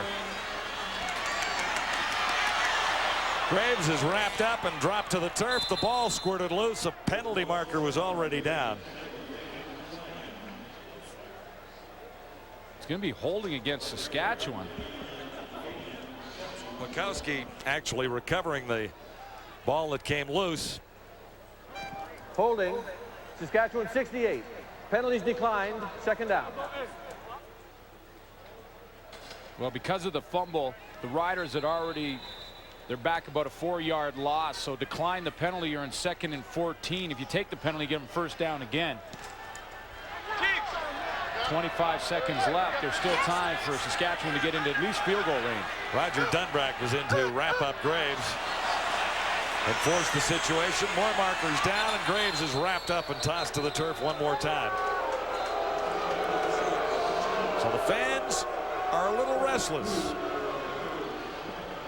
They filled Taylor Field tonight expecting better things from the Roughriders, better things than just 3 points on the board, and allowing 21 to a team that hasn't won a game yet. Well, when you come in here 2-1 and a chance to move into first place in the West Division, you set the bar a little higher. And there are knowledgeable fans Offside, here in Saskatchewan. Saskatchewan 22. Penalties declined. Third down. Toronto timeout. And when they see, Dylan Ching go offside, they say offside 22. They're knowledgeable fans here that don't accept that kind of thing. Well, I mean, this drive here that Saskatchewan had with time running down, there was an opportunity for a couple of first downs and a field goal try. Absolutely. Right? And 3 points is positive heading to the dressing room. So they give up back-to-back sacks instead. But I really think the line of scrimmage has been dominated on both sides of the ball tonight by the Argos so far. And we have a half of football to play. Johnny Scott's made a difference. Damon Gibson, the newcomer, had the big turnover. And that offensive line for the Argos is really doing a nice job to give Kemp some time to throw. McCallum's kick is low and into the wind. Adrian Smith heads to the sidelines, and the Argos will head to the dressing room with a rather comfortable lead at halftime. 7 on the return, 33 on the punt. This Argonaut team is vastly different from the squad we watched last week at Skydome. Oh, man, it looks like a different team. And you know what? In a lot of ways this week, Pinball Clemens has been a different coach. Because for a couple of weeks there, the smile was gone. And that's not his personality. He talked about it this week, talked about it yesterday in the media. He said, you know what, I did kind of fall into it a little bit, and that's not me. You got to stay within your personality, whether you're a coach or a player, and he's back. Well, he was talking about a fan who criticized him when he was smiling and signing autographs at Skydome after a loss. Right. Said, what are you smiling about? You just lost another football game. Clemens took it to heart and thought maybe he better pull that coaching hat down a little more snugly and be a little more stern. Well, it's not in his personality. And he says he's happier smiling, and he'll be the old pinball and stay with the same personality he had. Well, guarantee he's happy about a 21-3 lead going in at half. 14 of those points against the wind. Lots of positive signs for the Argos. There were very few for Danny Barrett's Saskatchewan Roughriders, who head to the dressing room now to regroup. At the Half is brought to you by Wendy's, the official hamburger of the CFL. So this game is pretty well going as we expected it would. You know, the 0-3 Argos dominating up 21-3. We said that at the top of the show, didn't we? No. No? I'm honest, no. No, we did not say this. We did not expect this. The Argos will look great. And you know what? Last season, week 1, a year ago, Michael Jenkins' very first game in the CFL was right here at Taylor Field. He rushed for 148 yards in an Argonaut victory that night. He must like the turf at Taylor, Schultze, because he's a huge factor again. You know, if you're going to highlight an individual that really made a contribution to his team, it is Michael Jenkins. The Argonauts are doing a great job of getting him up to that second level, and that's where he is at his best because of his acceleration, his vision, the way he can make people miss. I mean, some running backs, you can coach them to perfection. Others are instinctive. Jenkins has both of those qualities, and what I really liked was on that touchdown grab, he used both of his hands. On the fumble, he used one hand. I guarantee you, somebody on the coaching staff said, Michael, if we ever run an option again, 2 hands, please. Very effective player, Eric. Chris, and I think you've got to give a lot of credit to offensive coordinator John Jenkins. He just called an outstanding game, kept this Rider defense off balance. I mean, what they've done, we've seen the boot, the shovel pass. We've seen him get, like Jimmy Kemp on the perimeter, as we said, hitches, curls, other things that allow him to play to his strengths. Just an outstanding game first half, Matt, I think, by John Jenkins. Well, and the Toronto Argonauts, what they've been able to do, Eric, is actually turn the tables on Saskatchewan. For the last 3 weeks, Toronto's been playing under enormous pressure at home, talking about change of stadium, talking about getting off to a poor start, no defensive coordinator, no special team coach. Well, the team is on the road, and they're playing relaxed, and it shows. And it looks like Saskatchewan now is the one that's playing a little tight. They're not making plays. They're starting to miss open receivers. And what's happening is that Marvin Graves is now almost being forced to throw the ball. And that's going to be difficult because they can't get away from Darren Davis and Rock Preston in the running game. They need a turnover in order to get back in this ball game. And that big home crowd can kind of work against you at times, right? We saw it earlier this season when Winnipeg went home 2-0, had a big crowd against Montreal. They got all nervous and were down behind the 8 ball before they knew it.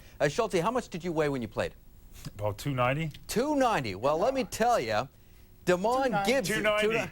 That's what I'm sticking with. He was 310. No. While they argue at it, I'm going to tell you that Damon Gibson is 315. His first CFL game, and he's rumbling all the way into Rider territory. Timeout is brought to you by 3M Canada, helping you make the leap from need to innovation.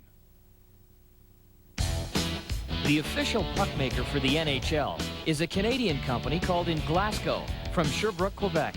They provide each team with about 8,000 pucks per season, 8,000 times 27. That's a lot of pucks. Now, how did they evolve to this stage?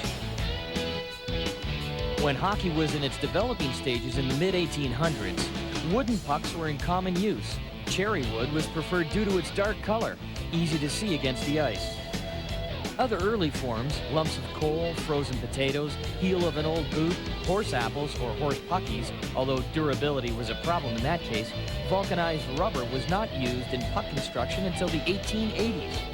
As for the word puck, one reference suggests that it originated from a 17th century French verb that means to poke. Other material credits the game of hurley, an Irish form of field hockey. For example, to hit or slap a hurley ball is to puck it.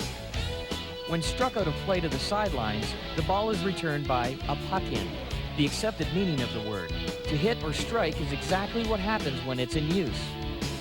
As for the latest stage in its evolution, well, that was a short-lived experiment.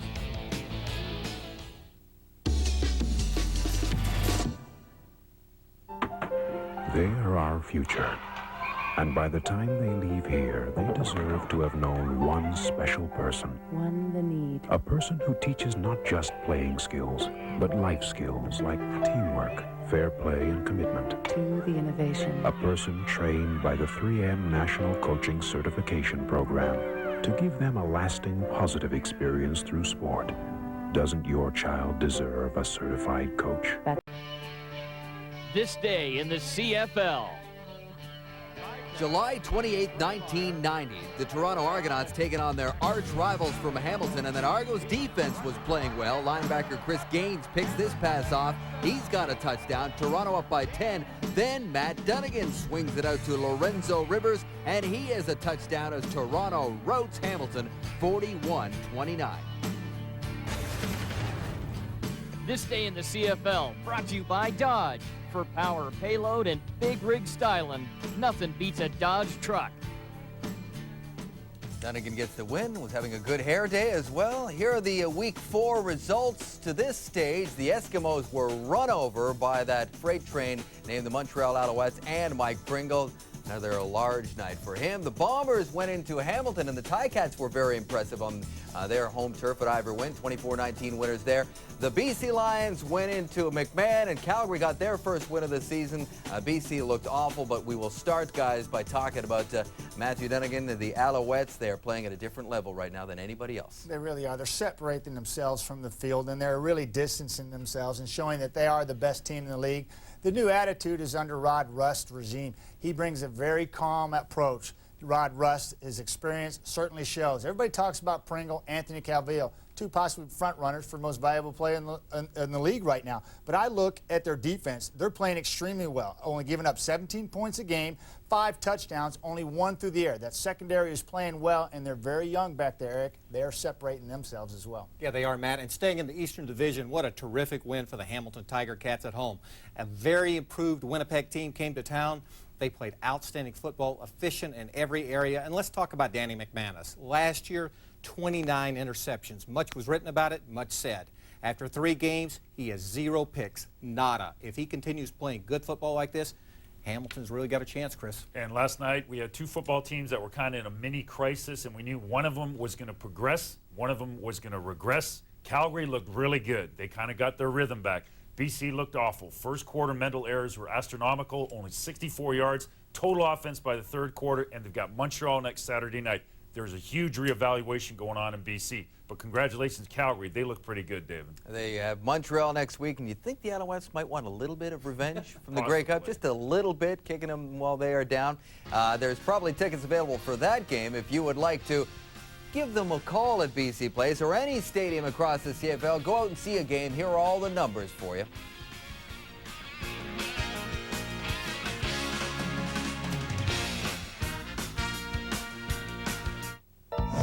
Excuse me?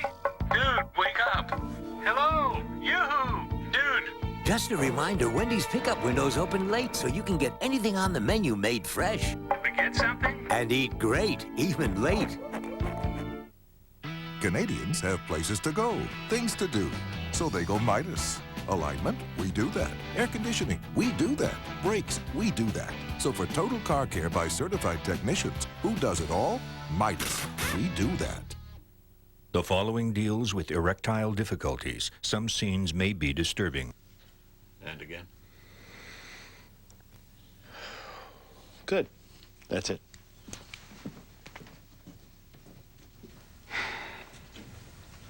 Anything else? Nothing. Okay. See you next year.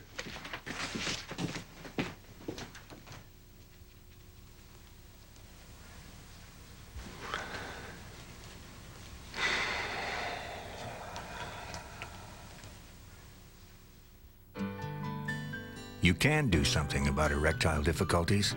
Call now for a free informative guide.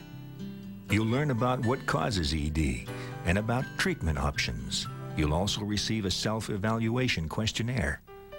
Don't suffer in silence. Call 1-800-763-9888. It's free and completely confidential. This is so cool. Loaded with lots of stuff. Totally fun to drive. All at a sweet 179 beans a month. Our Elantra is not only the coolest looking sedan around. At $199 a month, it's nothing to sweat about. Finding a car that spoils me with the kind of stuff you normally find on expensive cars, now that's cool. Right now, get a cool summer deal on a new Hyundai. Cool. Here are the halftime numbers brought to you by Dodge. Check out the turnover category. Toronto has 2 of them, but Saskatchewan was unable to take advantage while Toronto got a touchdown of that lone turnover that the Riders coughed up. Ray Morrison spoke with a happy Pinball Clemens. Pinball, let's talk a little bit about this first half. You know what? I thought that your offense did a good job of getting the ball to Jenkins a couple of different ways here, and that's got to be encouraging. No doubt about it. We need to get the ball in his hands. Some encouraging things. We make a big play defensively by Johnny Scott to get things started, and we score against the win. Disappointing thing, we didn't get many points with the win, and we need to change that in the second half. Your defense is struggling with, or making Marvin Graves struggle a little bit as well. That's nice to see, and you have to interrupt him, because when he gets in rhythm, he's tough to stop. They've got a lot of guys that can make plays, so we need to exercise a sense of urgency at this point. Thank you, Coach. Thank you. Michael Jenkins has a couple of touchdowns. Alfonso Browning has the other. It's Argos up big.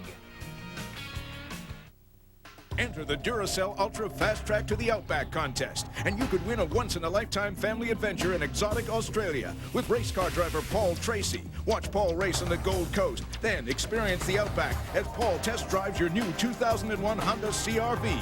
Fast Track to the Outback. Enter where Duracell Ultra products are sold. This week at Future Shop, Duracell Ultra Econopacks are on sale. Look for the display in store. She's a real beauty, and she never bugs you about spending so much time with the guys. She never complains about you watching football. She thinks a little gas is a good thing. Maybe she isn't a she after all. Here's to the perfect relationship. Here's how to keep it that way.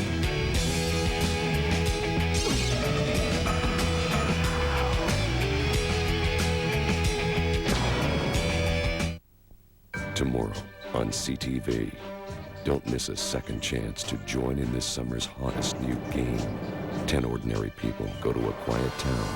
What happens there? You just witnessed the murder of the Flint family. Will change their lives forever. You folks are responsible for solving this crime and bringing this killer to justice. It's getting more and more twisted. Murder in Small Town X. Tomorrow at 9/8 Central on CTV.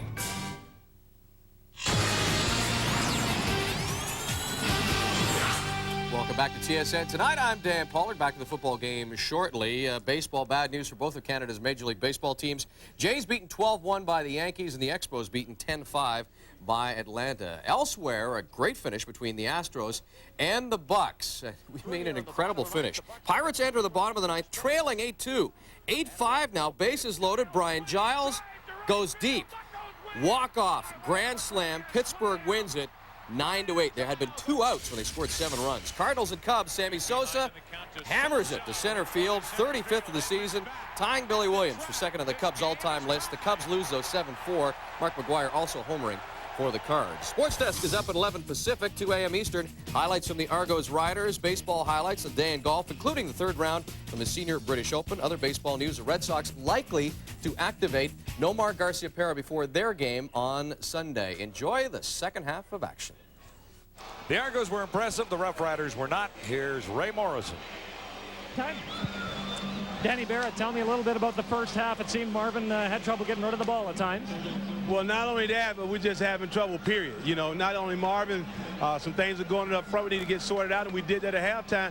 Now it comes down to these guys out here believing that we can get the job done and going out and doing that. What about defensively? They got the ball to Jenkins a couple different ways, which led to some points for them. They're not doing anything that we didn't expect, both offensively and defensively, and I think that's the surprising thing from our standpoint. We just got to play like a team. Thank you, Coach. Thank you. Jimmy Kemp had an outstanding first half. Marvin Graves did not. Yeah, and I really believe they've got to get Curtis Marsh back to the inside position. Curtis Marsh started twice for this team inside. Both were wins against Hamilton in week 1 and week 3 against the BC Lions. He was a slot back. In week 2 in a loss against Edmonton, he moved to the outside receiver position. That's where he's been in the first half in this game. He is an intimidating force when he's running down this middle of the field. Second half is underway at Taylor Field. Returning for the Argos, Greg Hill, stopped at the 35.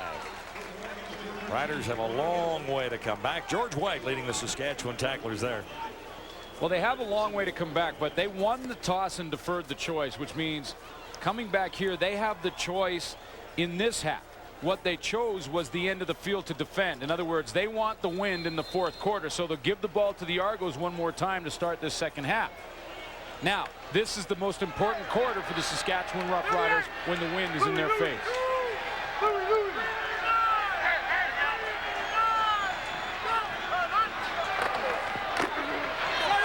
Jenkins starts off the second half with a brilliant run. He's inside the 40. Can he be caught? Yes, from behind at the 20-yard line. Sean Gallant finally got there to slow him down. And he rolled all the way to the 15. Dwayne Morgan and Jude St. John open a huge hole. You could drive a truck. Look at this. One block here, one block down here, and off to the races is Michael Jenkins. Huge hole at the point of attack, and look at him go. That's the safety. He lines up 12 yards away from the line of scrimmage. 106 yards for Jenkins so far tonight. That run covered 59. And look where the Argos are with a first down at the Saskatchewan 15. Kemp has Jenkins again sliding out of the backfield. Can he turn the corner? It's Daryl Mitchell, and he's into the end zone. 87, Daryl Mitchell has the touchdown. The Argos have scored quickly 3 times tonight. Whoa, that is as quick as it comes. Michael Jenkins in first down gets another first down, and this time it's Daryl Mitchell, and he outruns, easy for me to say, the angle on Traco Rachel. There he goes. Very quiet here, Glenn, all of a sudden. Yeah. Mitchell into the end zone from 15 yards out. The Argonauts looking vastly different tonight. Play Safeway's $1 Million Touchdown to win. Shop and swipe your club card for automatic $1 Million entry. If your name appears, you've won the VTech Helio, VTech's new handheld PDA, in cool metallic and translucent colors, with 8 megabytes of memory, voice memo recorder, scheduler, email, and more. Or the best of Fuller tool set, from Canadian-made screwdrivers to sockets. Fuller has the tools to do the job right every time. Shop and swipe at Safeway for your chance to win $1 million.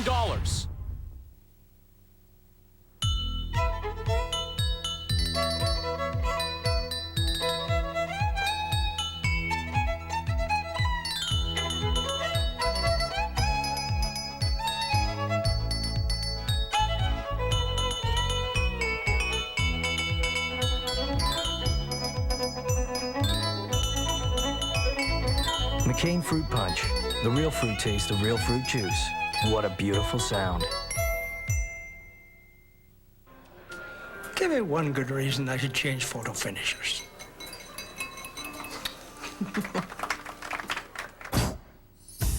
To recrop your prints, look for a Kodak Image Check store. Wendy's makes late nights great nights, serving up your favorites. Hello? Get anything on Wendy's menu made fresh, even late, because our pickup window's open late. A big Wendy's thank you goes out to the man in the red minivan. A little quiet at Taylor Field as we look at these numbers. And the Argonauts obviously looked at the stats to set things up tonight. All of a sudden, I feel like I'm at a golf game. Some golf tournament somewhere. Maybe we should whisper. Michael Jenkins having a pretty good game tonight. Over 100 yards, and the third quarter is just nicely underway. And Daryl Mitchell got that last touchdown. So it's 28-3. The Argos on top of the Roughriders. Darren Davis returning for Saskatchewan into a pile. And he's out to about the 33. That's where the Roughriders will begin. 23 on the return. And Marvin Graves has to get this offense in gear in a hurry. Well, and the question is, how do you do that? Well, first of all, I don't think you panic just yet. You can't completely eliminate Darren Davis from your thinking, and that's out of the running back position. You got to try and go up over top with your big play guy, and that's Curtis Marsh. But there is still plenty of football left to be played. Riders have not made a big play tonight, and the Argos have had about 4.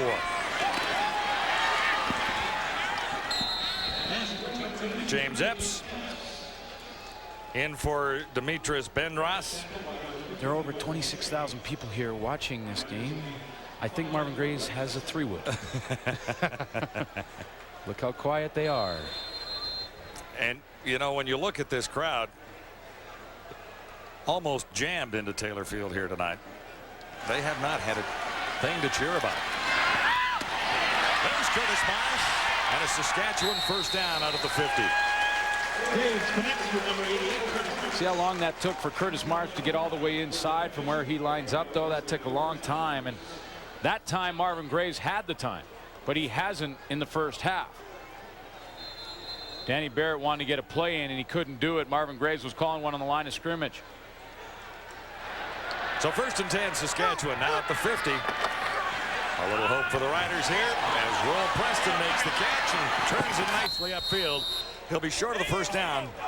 Marcelo Simmons ran him out. Preston incensed at the way Simmons did that, obviously.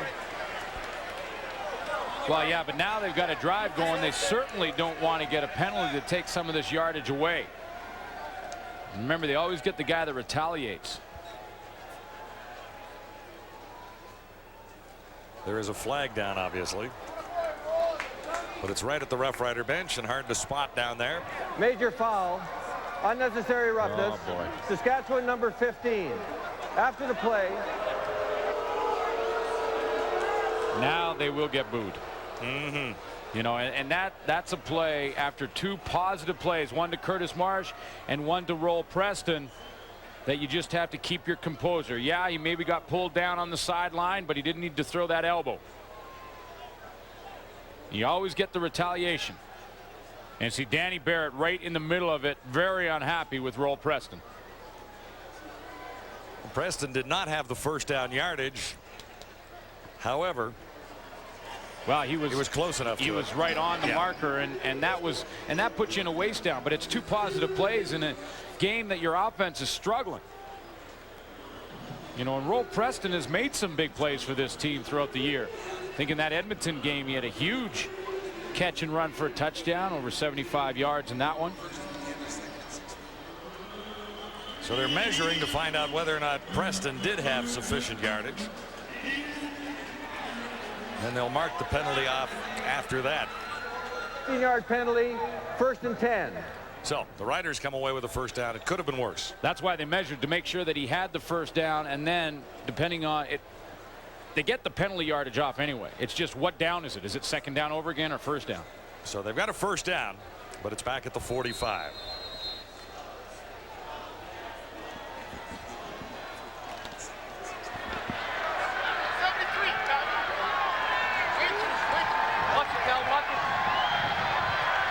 Riders down by a bunch, 28-3 to the Argonauts.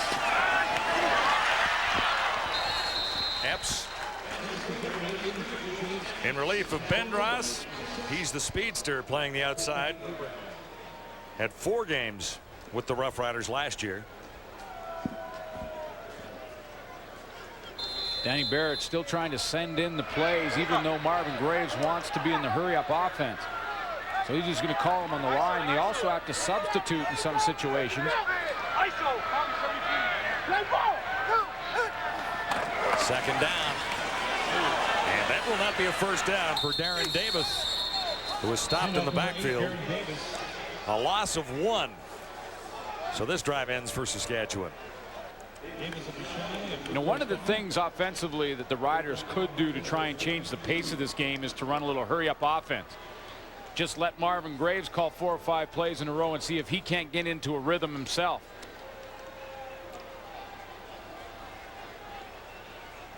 Theoretically, that does 2 things. It gets that defense tired and also puts them in a real basic kind of defenses. They can't be too complicated when they're calling defenses on the line. McCallum back near his 40. Adrian Smith will return for the Argos. He stands at the Toronto 30. Mark, where's Mark? I gave you. McCallum decided to take off and then kicked it. So this is not going to be a positive play for Saskatchewan unless he comes up with the ball. And it depends who touched it last. McCallum was there. The Riders say he did. And I'm not sure what the officials saw down on the sidelines. Well, one official signaled Saskatchewan football. He was right in the middle of that pile, and he signaled Saskatchewan football. Brad Elberg had the best shot at the ball that did cross the line of scrimmage on the punt, but he tripped, and that gave McCallum an extra second to get there. Well, if this is a first down Saskatchewan, they should put the play in the book. Well, this one was certainly not drawn up, I guarantee you that. McCallum thought he could run for it. He aborted that plan, kicked it. Here he is at the top. That's Elberg right there. He fell down on the play. There's he had a chance at it. on the play. The kicker was in the zone. That's legal. Last touch by Saskatchewan. Saskatchewan ball. There you go, first down. And this place is lively again. And they're saying that McCallum was the last to touch it. The ball crossed the line of scrimmage, which makes it a legal punt. And McCallum is allowed inside the 5-yard area. There he has his hands on the ball, and I think it's a good call. They got the call right. They certainly did. Now, I don't know what he was thinking about running on 3rd and 10. He got his mouth back. Little shovel pass to Davis. Big game for Darren Davis inside the Argonaut 30. John, that would be one of the plays for Paul McCallum that he's going to get ripped and congratulated in the film room on the same play. What are you doing? And then, hey, by the way, nice play. And it turns into some momentum for this offense as Darren Davis rips off a pretty nice run. Davis picks up 19, and the Riders are finally on a roll here. At the Argo 30, pump fake by Graves, looking for Marsh. He's got it. Curtis Marsh made a great play to make this catch. Boy, did he ever.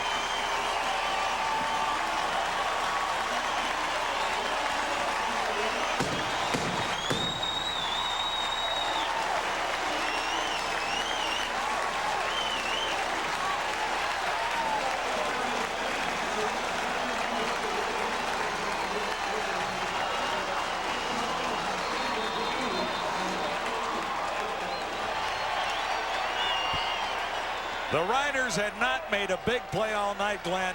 They get 3 in a row. Yeah, but the game's pretty simple. When you need a big play, you go to your big play guy. That's Curtis Marsh. That was Curtis Marsh, but McCallum makes one. Davis makes one, too. And the Riders hit the end zone for the first time. Still a long way back. They trail by 18. I know this place is where I am. No other place is better than your father could get through a land. The one we call Canadian. Canadian.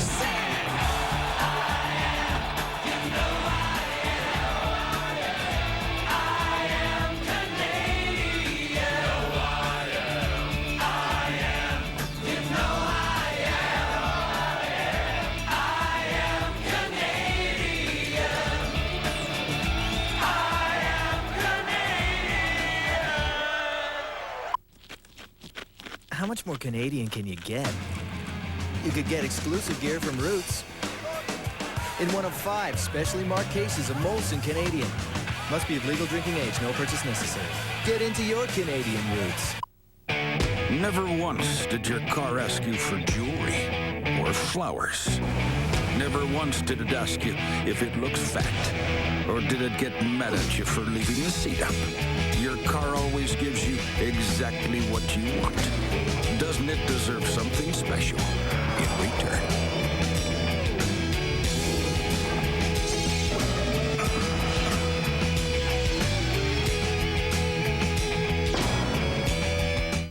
Just a great play by a very football-savvy receiver. That's Curtis Marsh on Clifton Abraham. Watch the double move. First of all, he's going to try to freeze Clifton Abraham's feet right there. See how he froze his feet. Now he has to restart. Now watch the end of the play. Here comes Curtis Marsh down the field, and right about there, right there. He's going to very subtly push off with that left arm. That creates a little separation, and he falls right under that football for a huge play. Short kick into the lane, fumbled by Jenkins. Rider fans are screaming it belongs to the green and white. Well, they seem the most confident group down there, do they not? The Saskatchewan gang. They got it. See, and for the rest of the game now, at least for the next couple of series, they're going to be playing with 13 people on the field because they got the fans back in it. That's 4 huge plays in a row for Saskatchewan. Troy Asbell comes up with the loose ball, fumbled by Michael Jackson's on the kickoff. Michael Jenkins on the kickoff. Well, he tried to catch it on the dead run because it was kind of pooched up in the middle, and you can do that when you're kicking into the wind. The ball tends to hang up there longer, so he has to hustle up to try and recover, and I think it bounced off his knees. 1st and 10, Saskatchewan at the Argo 38.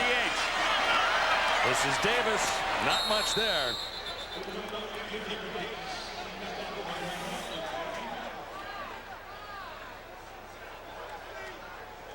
Well, just like the Argos in the first quarter when they were facing the wind and scored twice, all of a sudden Saskatchewan in this third quarter has got the wind in their face and are making the big plays.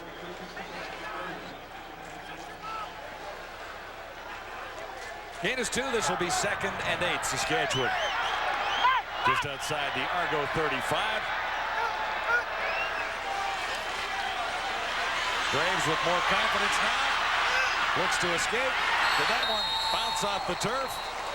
There's a flag down in the Saskatchewan backfield. Roll Preston made it look like a catch. I'm just wondering if Calvin Tiggle was a little over-aggressive with the quarterback. Major foul, roughing the passer. Toronto number 73. First down. Good eye. Calvin Tiggle was rushing.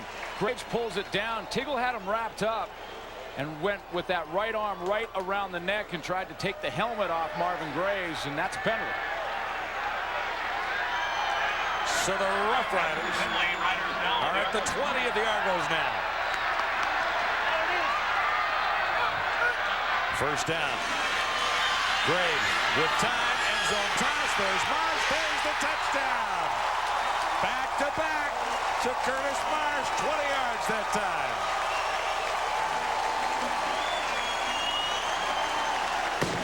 Wow.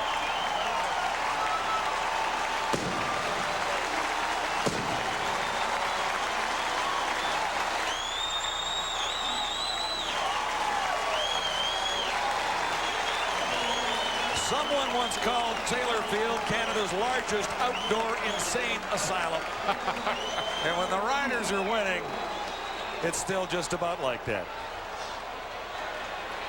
They're not quite winning yet, but they're on their way back.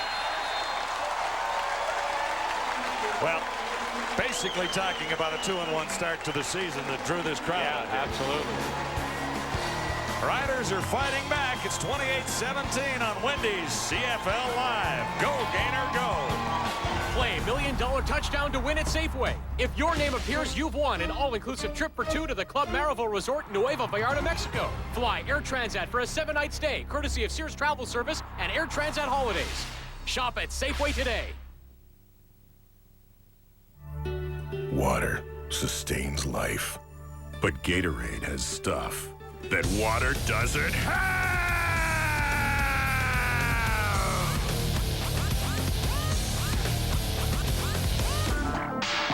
Gatorade helps provide energy to working muscles.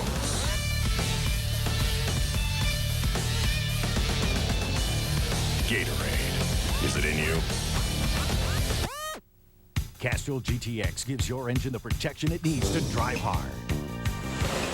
Think you can handle driving hard in Baja? Enter the Castrol GTX Drive Hard Challenge for your chance to win the ultimate off-road adventure. Tackle Mexico's untamed peninsula. Drive famous race routes in proven machines guided by the pros at wide open Baja. Enter at tsn.ca/Castrol for your chance to win the Castrol GTX Drive Hard Challenge. Drive hard with Castrol GTX. Play Safeway's $1 Million Touchdown to Win. Shop and swipe your club card and receive a bonus entry when you purchase Bick's Pickles, McCain Rising Crust Pizza single servings, or Campbell's Ready to Serve soups. Play $1 Million Touchdown to Win at Safeway today. On the first touchdown, it was a great individual play by Marsh, who's right here. On this play, it's zone. He's going to go down here. Watch Alondo Steinauer. He's supposed to be in the deep zone. Go ahead and run it. Here's what happens. Alondo Steinauer gets caught looking in at Darren Davis. Hold it there. Alondo Steinauer's looking right there. He should be deeper to help out on Curtis Marsh. He's too shallow, and Marsh gets in behind him. And that's 2 in a row for number 88. First a 30-yard touchdown, then a 20-yard touchdown. Got behind Steinauer on the second one and beat Abraham on the first. Here's another kickoff by Saskatchewan. Well covered by Riders special teams. Mitchell doesn't get much on his return. Marvin Graves now just getting some time to throw. Toronto goes with a straight zone with just a 4-man rush, so it's basically 5-on-4 up front for the Saskatchewan Roughriders. That gives Graves time. And there's Marsh in behind Alondo Steinauer. Curtis Marsh, his 4th touchdown catch of the year.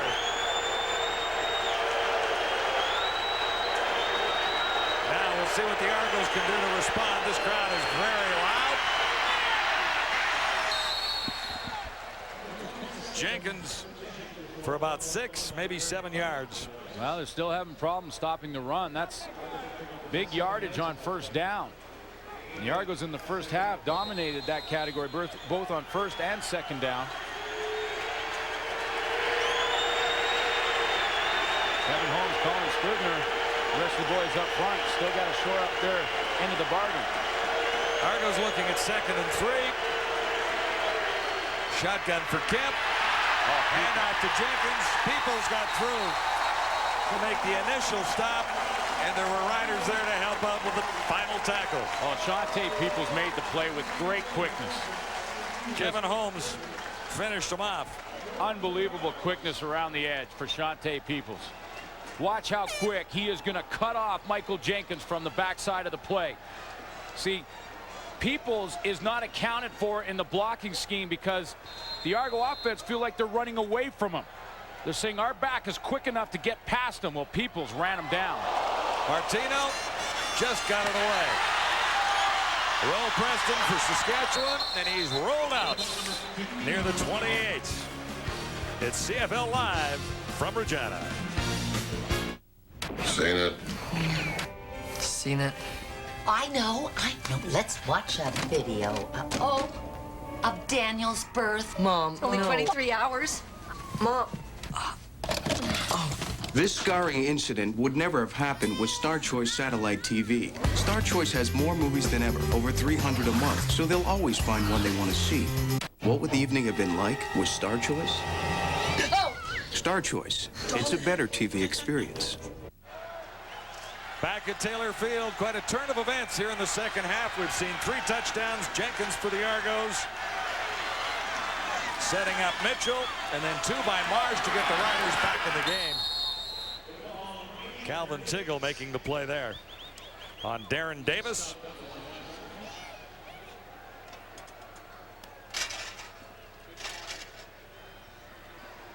Second half has been a complete turnaround. What a difference for Saskatchewan. First half on first down, getting just over 3 yards, and that just exploded in this third quarter. Some big plays out of their big play guys. Now the Argos have forced the Roughriders into 2nd and long. Graves won't get it away. Well, he does. Hammered it into the ground, but there was huge pressure on him. So the Riders are forced to punt after 2. Yeah, it was Alfred Payton off the edge. And Alfred Payton this time just got after it. This was a one-on-one play. He's working on John Terry goes upfield, then cuts back underneath. And again, there's a couple of examples of good quickness from defensive ends. Shante Peoples for Saskatchewan, then Alfred Payton for the Toronto Argonauts. So the last time McCallum was into punt, it was quite an adventure. Standing back inside his 15, McCallum barely got it away.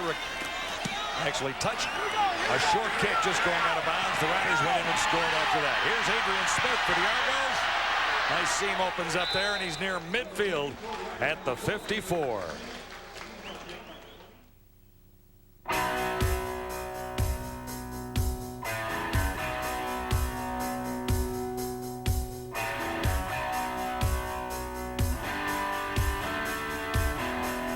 CFL fans, move with AMJ Campbell between now and September 30th, and you'll qualify for a chance to win a trip for two to the big game in Montreal. Call 1-888-AMJ-MOVE. AMJ Campbell, the official movers of the Toronto Argonauts.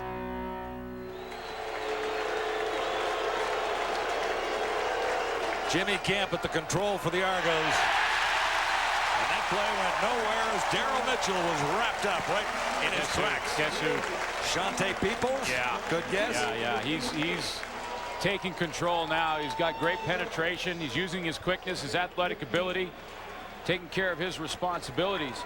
He's coming from this side, and again, he's going to just cut off. Turns out to be Daryl Mitchell. Here he comes right underneath. Just cuts him off before he gets to the hole. He was the defensive player of the week last week. Peoples, second and 15. Almost intercepted. Eddie Davis had an opportunity earlier and maybe a better chance there. Kemp is getting up slow. A little woozy, Jimmy Kemp. Something that the Riders don't do very often, but when they do, you can catch an offense off guard, and that's to send everybody. One thing that the defensive backs, especially a veteran like Eddie Davis, knows is that in the all-out blitz, you got to get rid of that football so you can gamble after the ball. And here's what Kemp saw. Oh, boy, he just got smacked after this. Right there and driven down to the turf. I believe that was George White.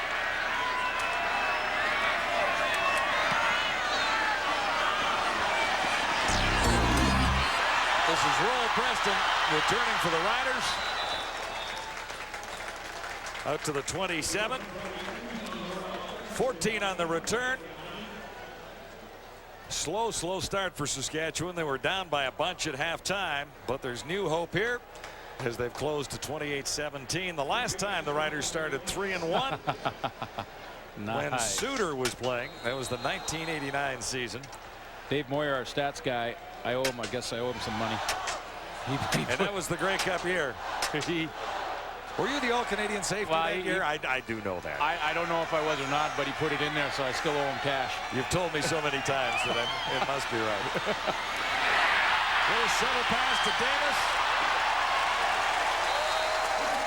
That's worked well.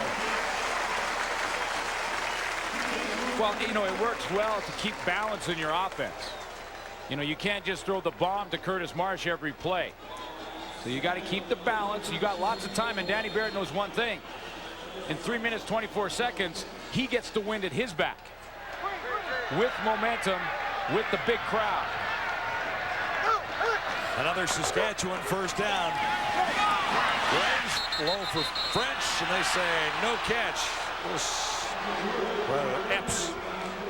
James Epps. Well, that was close. I thought he might have had that one. That was very close. I thought he might have got his hands underneath that one as well. It's very close. But we're overruled, those guys in the stripes. The refs are probably about 100 yards closer than we are. Definitely. So we'll give them the benefit of the doubt on that call. Riders at 2-1, looking to go 3-1. I'm not with you, Bobby. The Argos at 0-3, looking for their first win. It was all Toronto in the first half. Oh, he snooped it out. Zarka. A little screen to Zarka. Flags are flying. O'Shea nailed Zarka. And he won't be anywhere close to the first down. You know, there's one thing, a football player, that you can't replace in a player, and that's experience. Alfred Payton just got a feeling on that play, and they're starting to fight down there on the field now. John Terry's in the middle of things. Alfred Payton is too. Uh-oh. Now, Now I've not Ching's seen a going. brawl like this for a long time in football. It really doesn't pay because you get a quick trip to the showers. Well, plus you can get bad knuckles. You know, like, you know, when they drop the gloves in hockey, you know, at least you're hitting the guy in the face. You know, in football, you're hitting his face mask. So. Well, this will be interesting when they sort this out, to see if there are any disqualifications.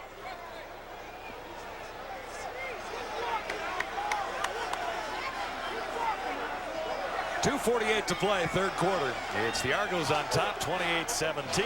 Yeah, they kind of, you know, they all faced off there, and, you know, a lot of the little receivers are looking at who they're going to grab, and they looked and run for the DBs. No one wants to get 72 in an all-out brawl.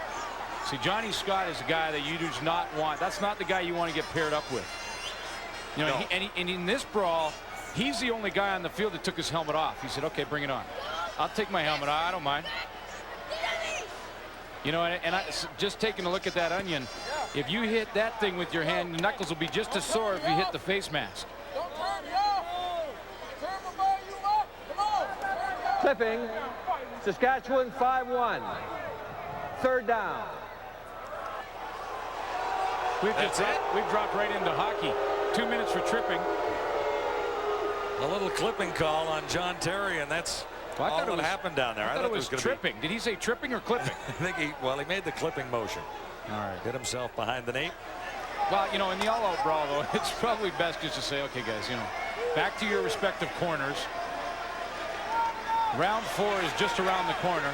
Yeah, in reality, you're right, because there were too many people involved in that skirmish. You really to pick up everyone who deserved a penalty for a rough play or disqualification down there. So Adrian Smith standing back at the Argo 49. Paul McCallum.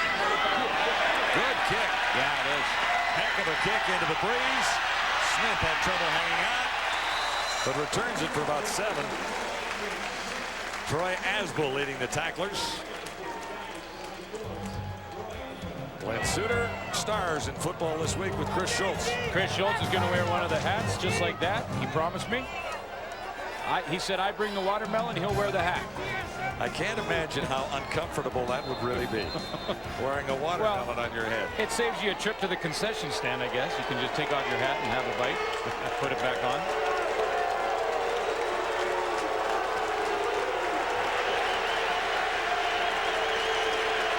Camp is up and apparently okay. First down, Toronto. He has Hill. Pass complete, number 13. He had gain for Greg Hill. He had Jenkins too. Greg Hill went one way and Jenkins went the other after the fake. So really, Jimmy Kemp had his option. Here goes Jenkins that way. Hill's going to come down here and go that way. And really, Kemp has the option because they're both wide open. There's the fake, and Jenkins goes to his left. See Hill flash across, number 13. So well executed play. Hill picks up 9 yards, 2nd and 1, Toronto. Rolls hammered in the backfield. He didn't go down, though. Peoples got underneath him. Did he go down? Now, it's where they're going to spot the ball, Glenn, because it seemed that he almost vaulted over top of Peoples and might have gained the necessary yard. Well, did his knee touch the ground? Because Peoples was there in a hurry. I mean, Peoples came down hard, but did Michael Jenkins' knee touch the ground? That's what we'll look for here. If you're sitting on his... Yes, it did. His arm hit the ground, so he's down. He's down right where that arm hit. Close enough for a measure, however.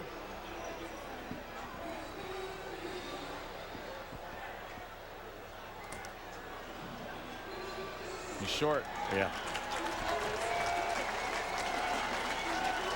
Well, if they're going to gamble here, they better block Shante Peoples. He's made 3 big plays in the Whoa, second is half. he ever flying in there?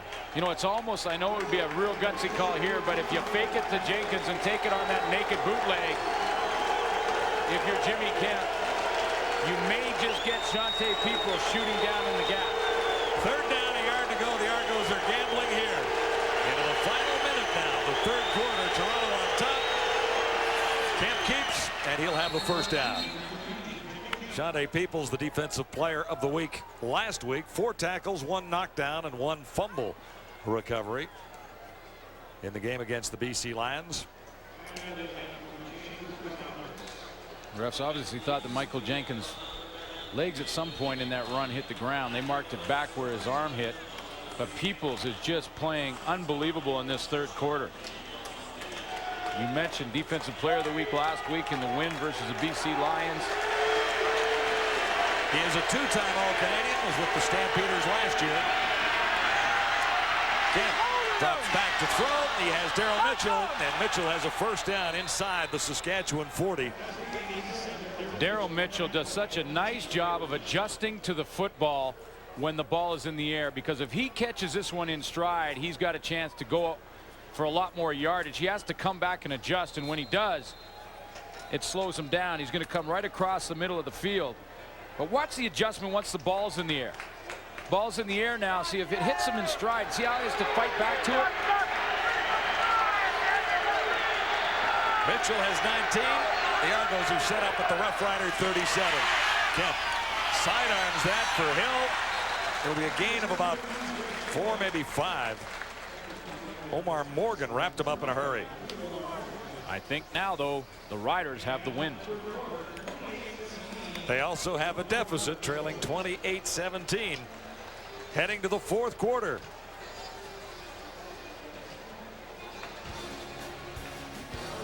Big finish guaranteed on Wendy's CFL Live. Wendy's CFL Live at the quarter. And welcome back inside the CFL Live studios. Dave Randorf along with Eric Tillman, Matt Dunnigan, and Chris Schultz. You know, Paul McCallum has the distinction of scoring the first ever points in XFL history. A big moment for him. But Schultz, he's also had a big moment tonight. I know you love talking about the kickers. Yeah, whatever. He's made a big momentum. Go ahead, look at me. Talk about the kickers, will you? You know, there's been a lot of momentum shifts in this game, but I got to give some credit. This is a great play by Paul McCallum. First, he gets rid of the football after the fake. But watch right there. Watch him hustle. He realizes he has an opportunity. He goes, he gets the football. He never gives up on the play. Never take yourself out of the play by giving up on the play. Nice play by the punter. Wow. Wow. Never thought I'd hear you say that.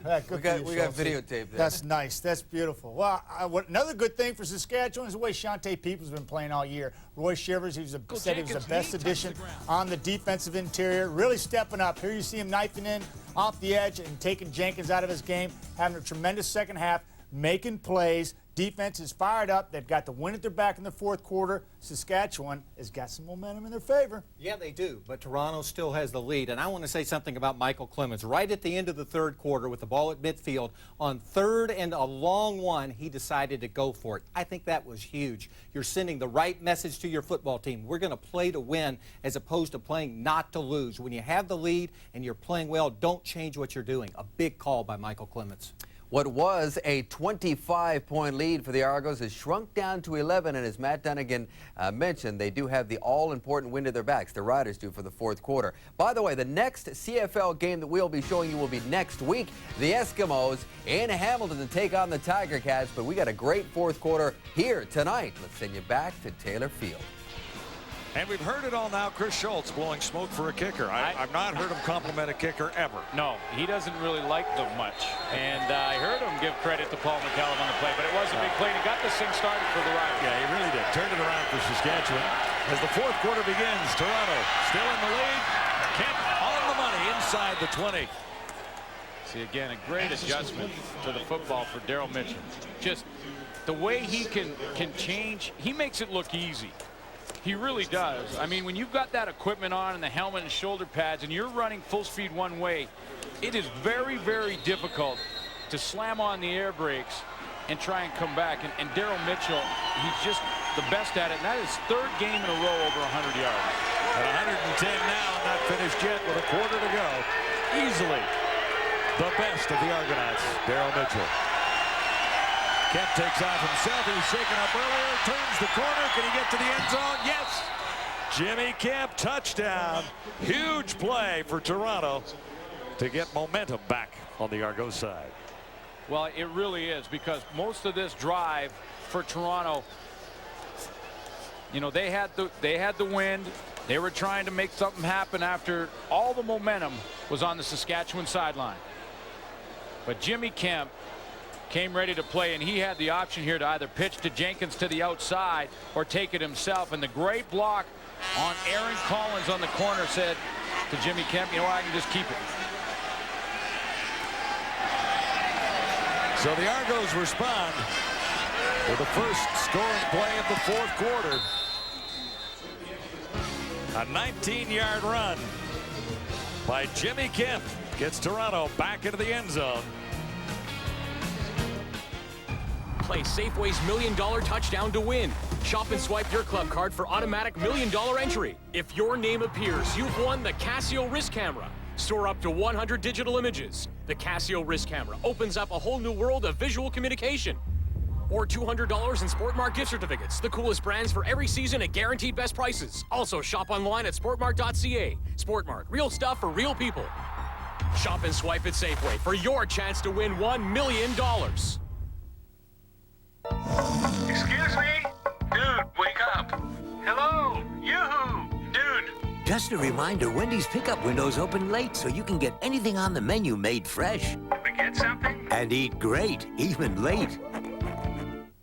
This is so cool. Loaded with lots of stuff, totally fun to drive. All at a sweet 179 beans a month. Oh, yeah. Our Elantra is not only the coolest looking sedan around. At $199 a month, it's nothing to sweat about. Cool.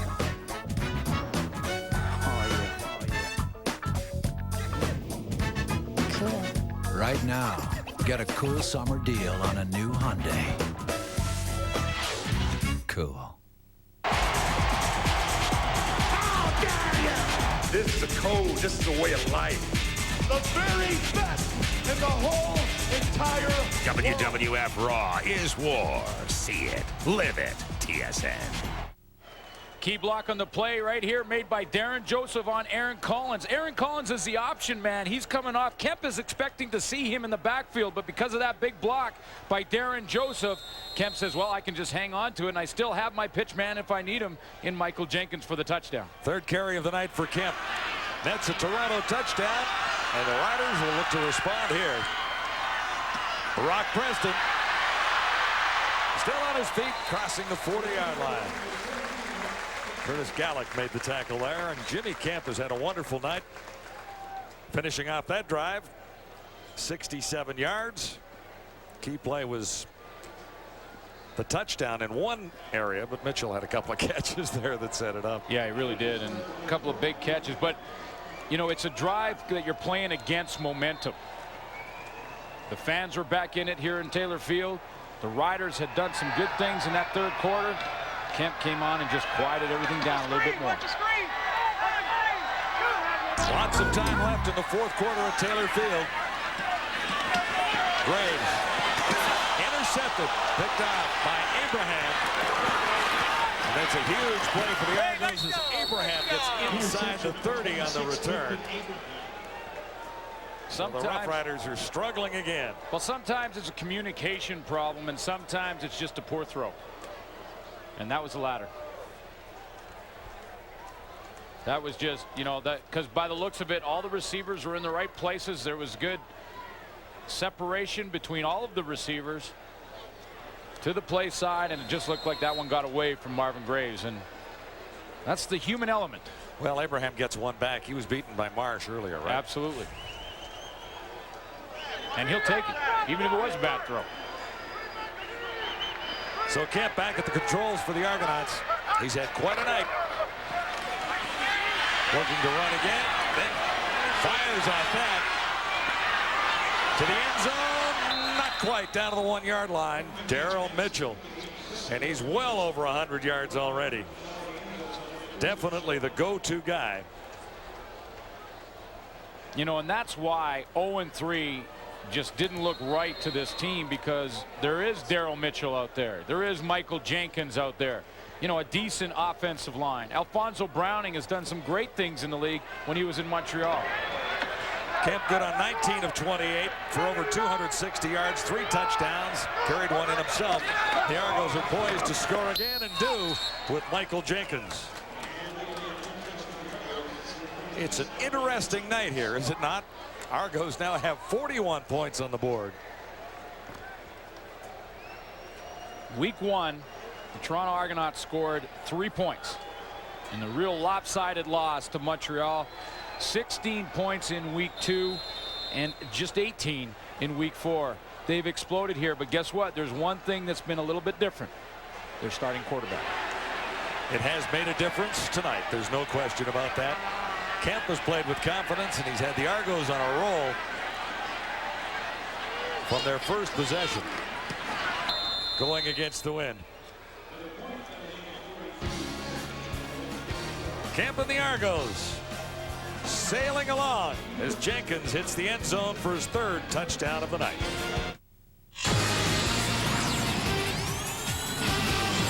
Welcome back to TSN Tonight. I'm Dan Pollard. 59 points, most from the Argos. Back to the game in a moment. And we'll have Sports Desk coming up with more of those highlights on football and much, much more. A quick look at what is coming up on the next edition of The Desk, including some baseball for you. Blue Jays hosting the Rocket and the Yankees. Roger Clemens going all the way. Well, all the way to the 7th for his 11th win in a row. John Lou with a report. Mark McGuire, Sammy Sosa at it again.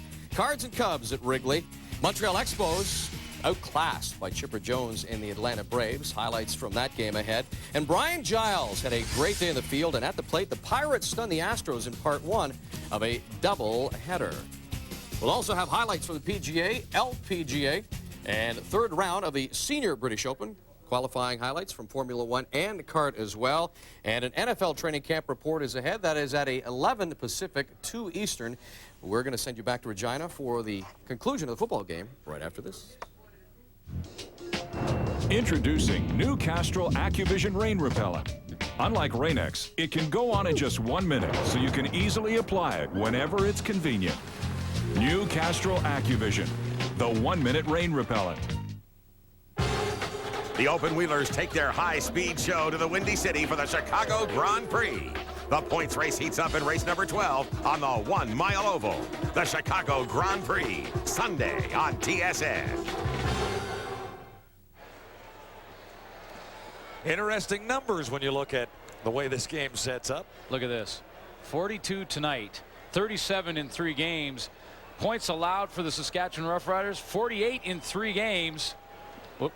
42 tonight. Hang on, yeah, hang little on. error there. Hang on. You erase that? Hang on. Can I get some liquid paper over here? Thank you. Either that or hit spell check. Oh, yeah, I'm not computer literate yet. I can't do the spell check thing. That's why you play the games, though. It certainly is. Here's Rock Preston, and not much running room as the Argos have a little more spirit in their stride after giving up a couple of touchdowns to Marsh and then scoring 2 more themselves. Curtis Marsh got the Roughriders within 11 points at 28-17. The Argos now have a 25-point lead for the 2nd time tonight at 42-17. It is a remarkable turn of events because we watched Toronto last week at Skydome, and well, you know, and this team wasn't even. This isn't indicative at all of what we saw last week at all. Marvin Graves has run Preston. Preston spins and gets halfway to a 1st down. Well, you know, when you look at the game story, I'm going to circle one thing that I'm telling you is a big difference for the Argos. You talked about how different a team they've looked tonight. I think it's this guy that has made the big difference, and that's Jimmy Kemp. He's shown some mobility. Michael Jenkins was involved right off the get-go in this offense. Marsh came back a little bit, but it was Jimmy Kemp was the difference. Game story brought to you by SportCheck.ca, Canada's choice for sporting goods.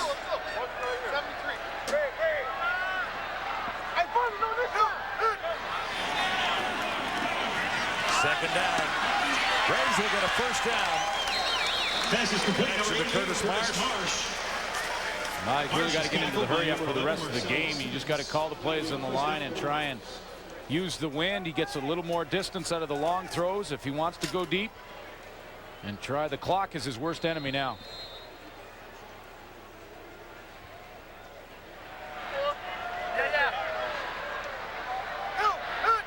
Saskatchewan first down. Shotgun for Graves. It's a lot behind that one. Marsh had a chance to break it all the way. Inside the 25, he is the main man for Saskatchewan. Well, you know, and it's just too bad for the Riders that they waited until the second half to try and find him. You know, and I thought one way that they could help themselves find him is to put him inside. They left him out at the wide receiver position, and they made him run inside patterns. They finally found him, but did they find him in time? A 43-yard gain. Saskatchewan down by 25, set up at the Argo 25. Graves for Marsh, great catch.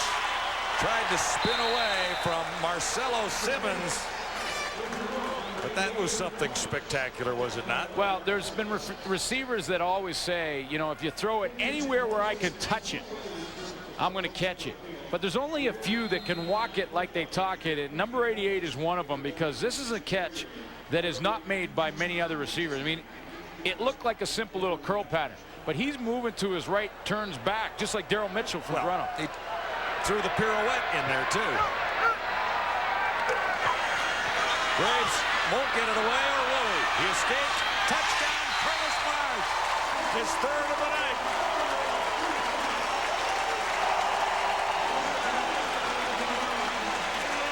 Are you keeping track? That's 6 touchdowns in the second half. You're going to ask me to do math after that last thing I did with the liquid paper? Are you kidding me? The great thing about the Riders here is that Curtis Marsh and Marvin Graves aren't giving up, because Marvin Graves could easily have just taken it down right there. Instead, he ducks under, buys some time, and there's his go-to guy.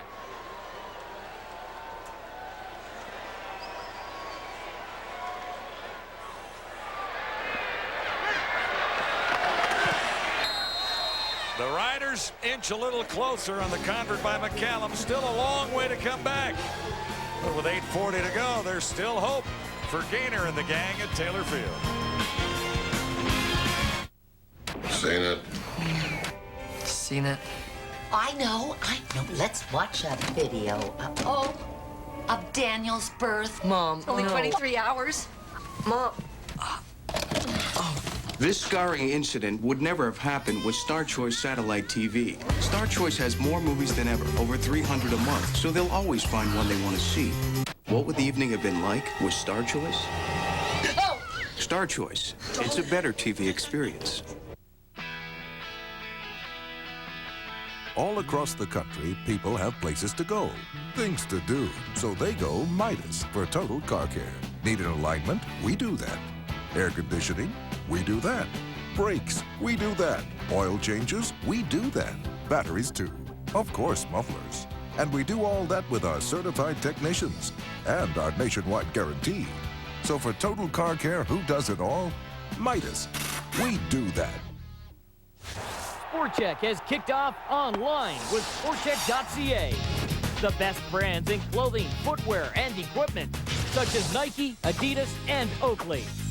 Click to buy or click to learn about the latest products and trends, featuring how to buy guides, checklists, a women's section, and new product releases. Receive Air Miles reward miles with every purchase. Visit SportCheck.ca or the store nearest you. SportCheck is Canada's choice for sporting goods. Curtis Marsh for his third touchdown of the night. Yeah, and if you're keeping track, go ahead and run it, guys. It's 1 against man, 2 against zone. Hold it right there. You see Adrian Smith, he's playing zone and has to drop deep, and he's hoping that Michael O'Shea, number 50, will hold right where he is. That's Michael O'Shea. He's got to stand right there. If he does, he takes away the throwing lane, but instead he steps forward and turns around, and that opens it up for Marsh. So it's 2 against zone for Curtis Marsh, 1 in a man-to-man situation. 3 touchdowns for Marsh, 3 for Michael Jenkins for the Argos. Toronto has an 18-point lead. That was Michael Jenkins returning to about the 30 with 8:35 to go, fourth quarter. Remember our walk over here to the stadium, and we ran into Roy Shivers, the general manager of the Saskatchewan Roughriders, had a nice conversation with him, and he talked about the game last night that we covered, and that the BC Lions, despite playing pretty poorly, still had a chance to win. He said, I've seen it so many times, the big comeback. That's why it's so great, the last 3 minutes of the Canadian Football League. Now, Roy Shivers watches the game from the monitor inside his office. He can't even get out here. Well, yeah. He might have turned down the sound by now if he's still sitting in his office. That's right. Argos are first down and 10 to go from the 30. Kemp sidearms this one for Browning. He's hammered at the 39. McCalla is in on the tackle along with Traco Rochelle. And Alfonso Browning still in some pain down there. Well, this time it's the Riders just sitting out there in zone, and watch Ladafius McCalla just put his shoulder in there. He got some help from a teammate that I think was pushing Alfonso Brown forward, or Browning.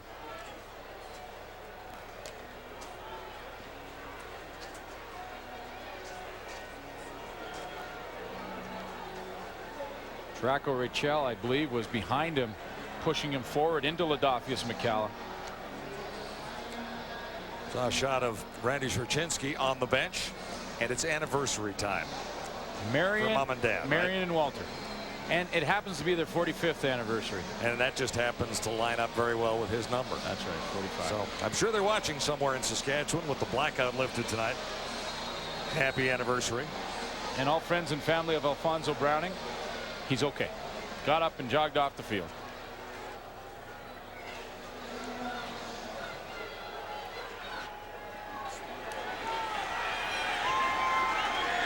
Argos with a first down on the catch by Browning. Kemp a nice little fake, and he's got Mitchell. Couldn't hang on. No catch for Daryl Mitchell that time. Yeah, saying it's incomplete.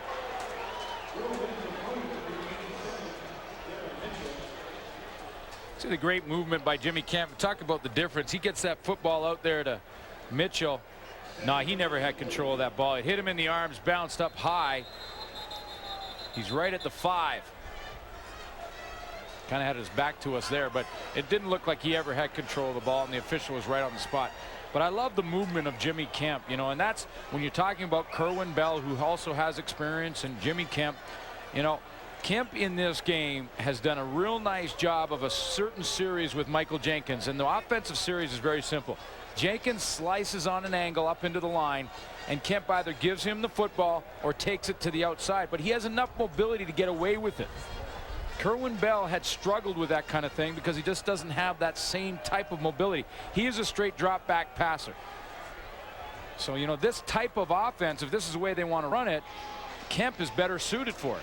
Now, if they want to change the offense a little bit and go back to a straight pocket guy, then Kerwin Bell may be better suited for it.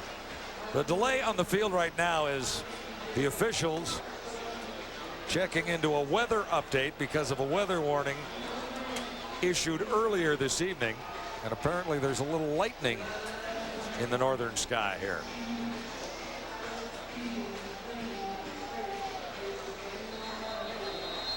But it's game on. So let's go with 7:38 to play in the final quarter. This isn't baseball, man. We keep playing in lightning and rain. Lightning, no, lightning is one. No, we're going to keep playing.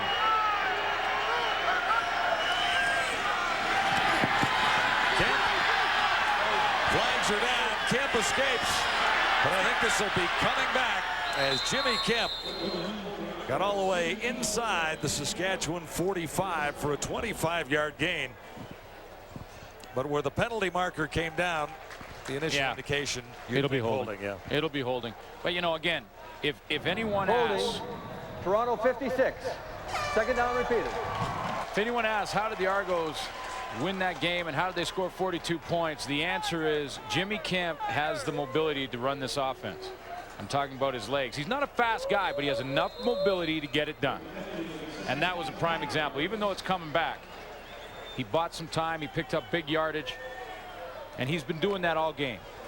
If he could play the Riders every week, he'd be a pretty happy guy. He's looking at 8-2. Yeah, this is his 10th start as an opposing quarterback against Saskatchewan. He's in control here tonight and has won 7 of the previous 9. Michael Jenkins on a draw, but that nets very little on second and a whole bunch. Shade Peoples there for Saskatchewan. And don't forget that Jimmy Kemp played 10 games back in 1996 with the Saskatchewan Roughriders. That was one of the teams he played on. He's been around San Antonio, Montreal, Edmonton, Toronto, Saskatchewan. He got a chance to get into the game week 1 and threw 3 interceptions. And I guess fell out of favor at that point. Yeah, well, he was because Kerwin Bell was shaken up. Most impressive, I thought, last week against Hamilton when he came in at the end of that game. It was pretty much done by then, but really showed some good mobility, ran a couple of times. He's helped too. Tony Martino. Absolutely. Sails one all the way into the Saskatchewan end zone. Preston will concede the single points. Argo fans, join AMJ Campbell at the next Toronto home game. For tickets, call 416-489-ARGO. AMJ Campbell, the official movers of the Toronto Argos. It'll be a while for the next Argonaut home game. This is the first of 4 in a row for the Argos away from Skydome. They'll stop in Calgary next week and then have games against Montreal and Winnipeg. Who do you think the Argos start in that game?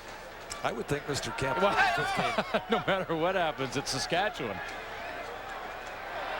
43-24. It's Toronto on top. The Riders still have a little hope, but they have 18 points to make up. Graves will get a first down as Curtis Marsh makes another catch. Well, Marvin Graves is locked into 88 now. I mean, if I'm Toronto, I'd probably put 2 guys over there on him because he's not looking anywhere else. And, you know, I don't blame him. Marsh has done his thing. Well, Marsh has 3 touchdowns. 10 catches for 187 yards. Now he moves to the inside position. Get a little closer. First down, Saskatchewan from the 45. Graves in trouble, spins out of there, and then can't get away completely. Johnny Scott had a hold of him underneath for the 2nd sack for him. Well, this time, you know, Curtis Marsh, who's probably a little tired after 187 yards of catches in this game, lines up on the inside, and this time he's going to try and do a wheel. He's running on Orlando Steinauer. This is one of the few times he has got inside, and Steinauer does a nice job of sticking with him.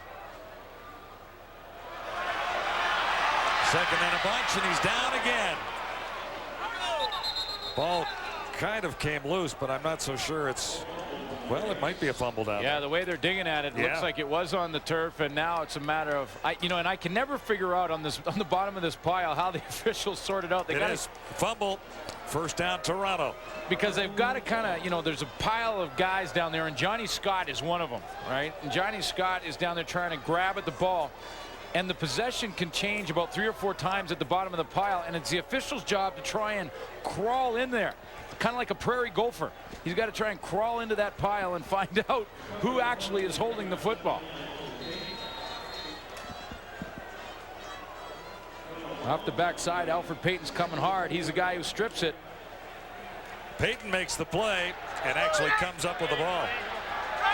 So Toronto set up at the Saskatchewan 40, and this could be curtains for the Roughriders now. Saskatchewan needs 18 points. That's 3 touchdowns, and Jimmy Kemp is still running. Great mobility out there. He's had a wonderful evening running the football as well as passing. You know, I mean, this may be the brightest sign for the Argos all season. I mean, it's their best football game by far. But you Jimmy said Kemp, maybe? No, I mean, Jimmy Kemp alone, I'm talking about, not just this game. I mean, they've got a guy now that they can, you know, they can win with. Kemp came in here against a red-hot team in Saskatchewan that had coming off a win in Vancouver, and Kemp executed this offense as well as it's been done in a year and a half. He's rushed for 55 yards tonight, used Jenkins well and his receivers well, particularly Mitchell.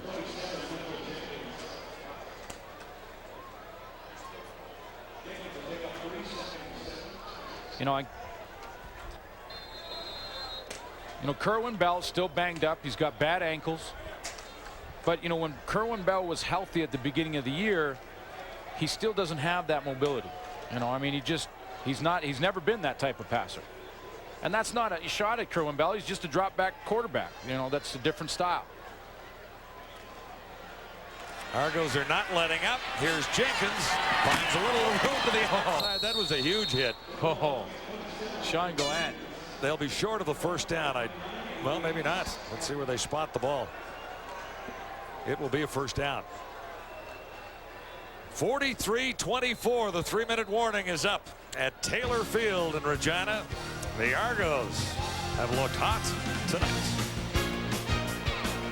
Well, I was in the neighborhood first, and Dave came up to see how I did get such a good lawn. I went over and I peeked into his tool shed, and he was using turf builder. Dave's secret is to follow whatever I do. Any spot you look is nice and green and thick. With last year's drought, our lawn still came right back because we had good root structure. I would never consider using anything other than Scott's. I have the best lawn in the neighborhood. I think Brad has some nice spots on his lawn, but I think overall I have a better lawn.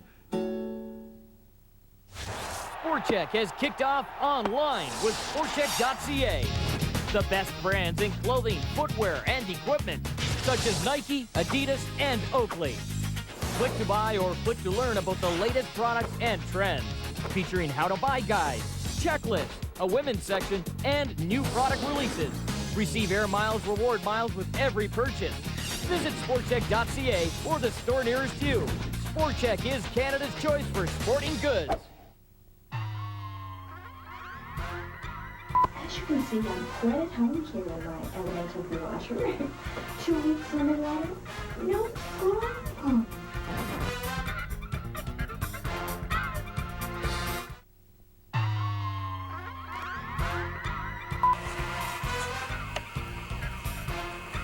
Here I am, it's spring in the Yukon, and I'm shoveling dog poop into my neighbor's yard.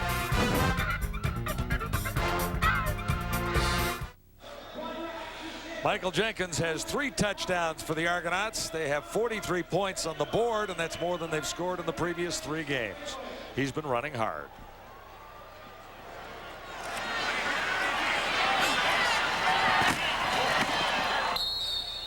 And that's why Glenn Suter's a lot happier sitting up on top of the turf at Taylor Field and down there. You got that right. I do not miss that. First and goal to go for the Argos again. Jenkins goes for number 4. He's got it. Michael Jenkins, 4 touchdowns in one night. And the Argos may have to rethink their game plan just a little bit. This was a team that came out and passed 75–80% of the time. Well, it looks like they did. You know, it looks like they did coming into this game. They rethought a little bit. They said, we got number 27 on the sideline. Let's use him as much as we can. John Jenkins has put him involved in the offense here tonight, and he is. Now he's over there thanking him. Well, he's got good hands coming out of the backfield, and one of his touchdowns was on a little shovel pass. It really got the Argos rolling early in this one at Taylor Field tonight. 1, 2, 3, 4, 5, 6, 7 touchdowns in the second half. Well, here was the last one for you. It just, again, Michael Jenkins running hard. We saw him banging in there, and no matter what it is in the game, he's still pumping those legs and breaking tackles. And you know, and it should be mentioned again that the Riders are missing a key linebacker in Jackie Mitchell. You know, and that is part of the fact. You have to factor that in. And Kevin Holmes back after an injury. How healthy is he in the middle of that defensive line? It's another question. But you never use injuries as excuses. And this is a team that came in ranked last against the run, and it hurt them again tonight. Yeah, they've given up 50 points, so that's double on the board. 50-24. Should say hi to a couple of loyal Saskatchewan fans watching tonight, and hopefully getting a little bit better in hospital. Merrill Kennedy in hospital in Regina.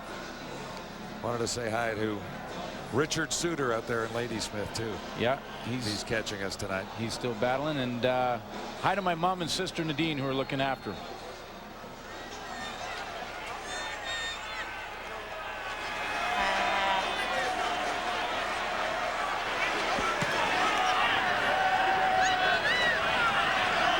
Saskatchewan has run out of miracles and magic on Taylor Field turf tonight, in spite of a great crowd that turned out to enjoy this team's solid start to this season. It's back to the drawing board tomorrow.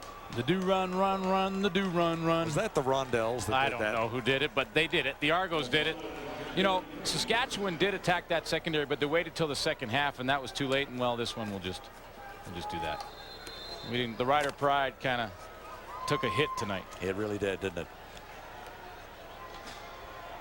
They had a chance. They had first place staring at them, and they couldn't come up with the big game. And it started up front. I thought they lost the battle up front in the first half.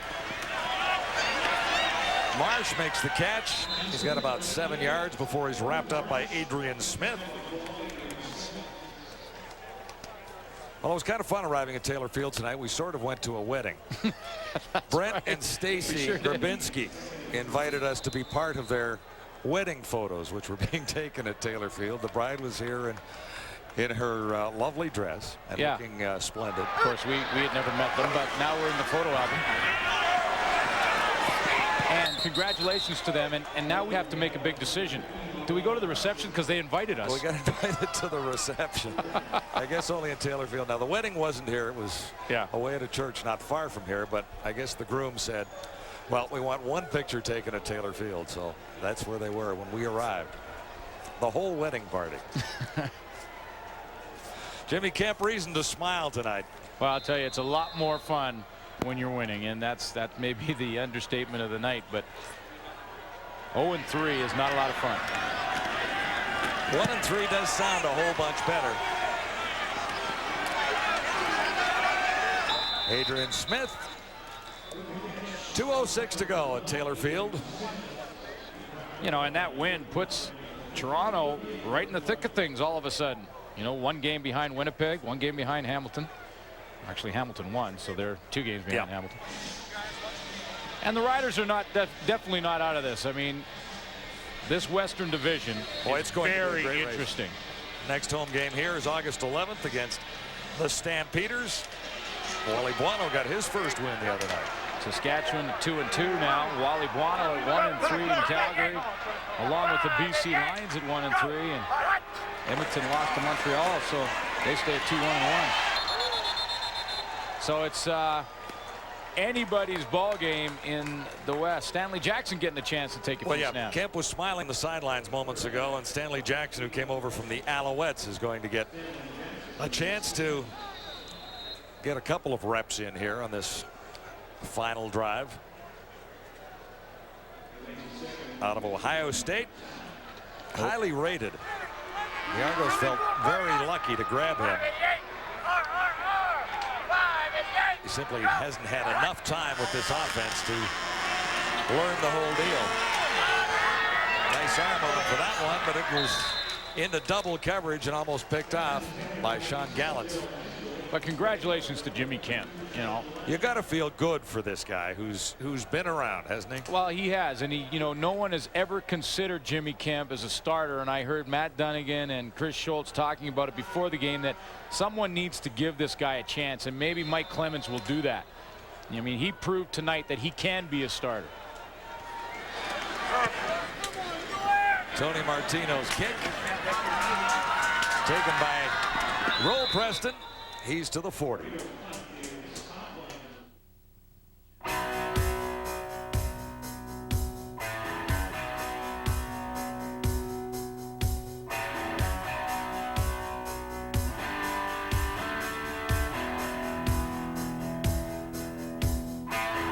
Argo fans, join in the fun prior to the next home game.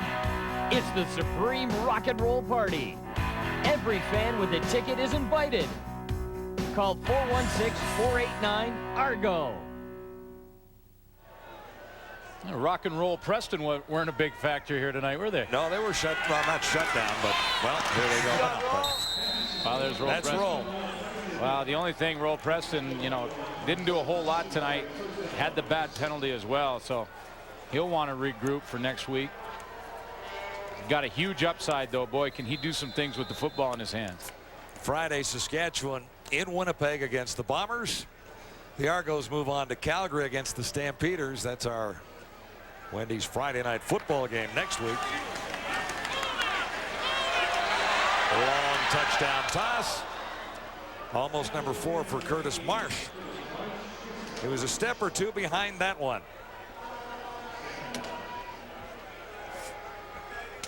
Now, just to get back to Jimmy Kemp and the job that he did tonight, I mean, you have to be really happy for him and for the Argos.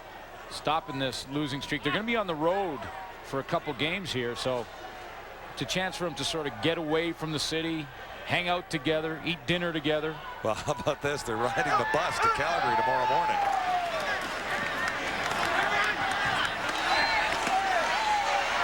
Graves has Marsh again. You know, and when you look at this, we've talked about the problems the Rider defense has had stopping the run this season, and they did again tonight with Michael Jenkins' numbers. But credit to Jimmy Kemp, because against the pass, this Rider defense was ranked second coming in tonight.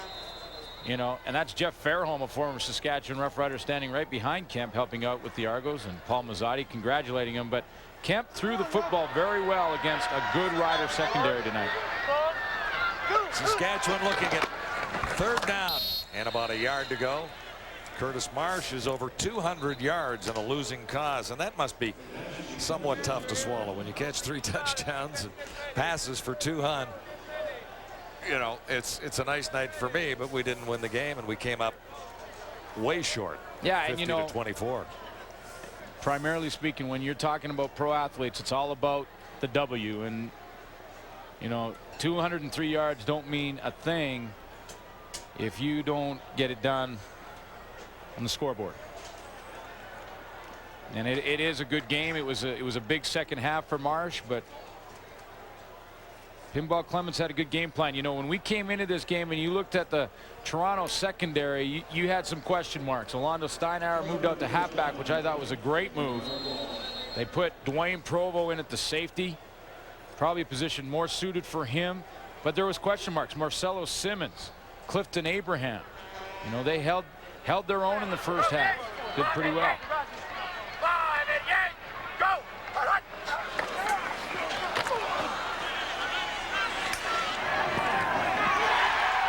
Intercepted. Eddie Davis has his second interception of the night. A little late. Sports Desk coming up at 2 a.m. Eastern Time. You can watch a whole bunch of touchdowns by Michael Jenkins. Well, that was a highlight for Eddie Davis, but I don't think it'll make the highlights on Sports Desk. Not that one. It's a little late. A couple Michael Jenkins, maybe a couple Jimmy Kemps. Yeah, nice runs by Kemp, and Curtis Marsh had 3 in the losing cause. Pinball over there. He just shaking hands with his fans here. Well, and pinball fans are everywhere, right? Is there a better ambassador in the game? Not anywhere.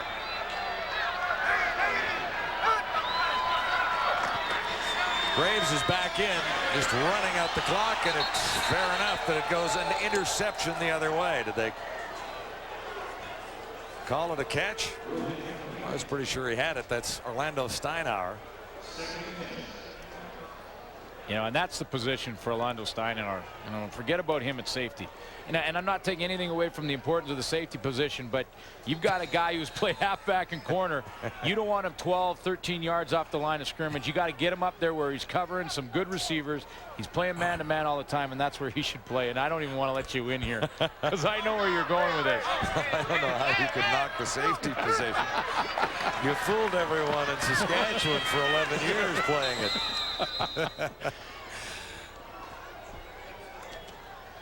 Well, the disappointment for the Riders is that, you know, you build all that momentum, and, you know, this is a long season. This is a good football team. It's young.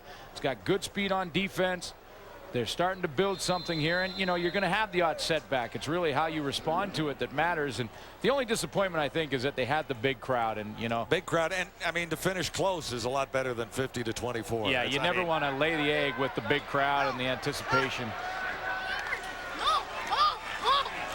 Graves has Roll Preston.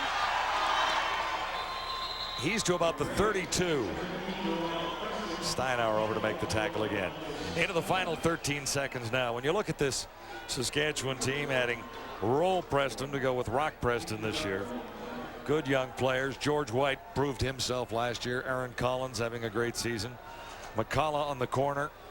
Omar Morgan. They've got some great young talent, and Travis Smith has done all right in the middle. Yeah, too, you get Jackie Mitchell back at the linebacker spot. Yeah. You know, your defense is sound, and then there's another name that's been out for quite a while and may be gone till after Labor Day, and that's Dan Farthing, a veteran receiver that pulled a hamstring in training camp, and was put on the 9-week disabled, I believe, and it'll be after Labor Day, but he could help, his experience.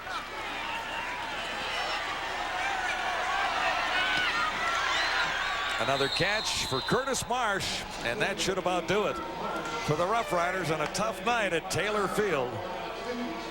But heck, Glenn, to the Argonauts, congratulations. That was a very inspirational win here tonight. And it's going to make the bus ride to Calgary a lot more enjoyable tomorrow. To quote Pinball Clemens, the beginning of the game, it's not how you start, but how you finish that matters.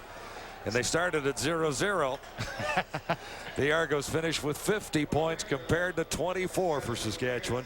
For Toronto, win number 1 on the season. Saskatchewan drops to 2-2. But there's a long way to go until November. That's all for Wendy's CFL Live from Taylor Field.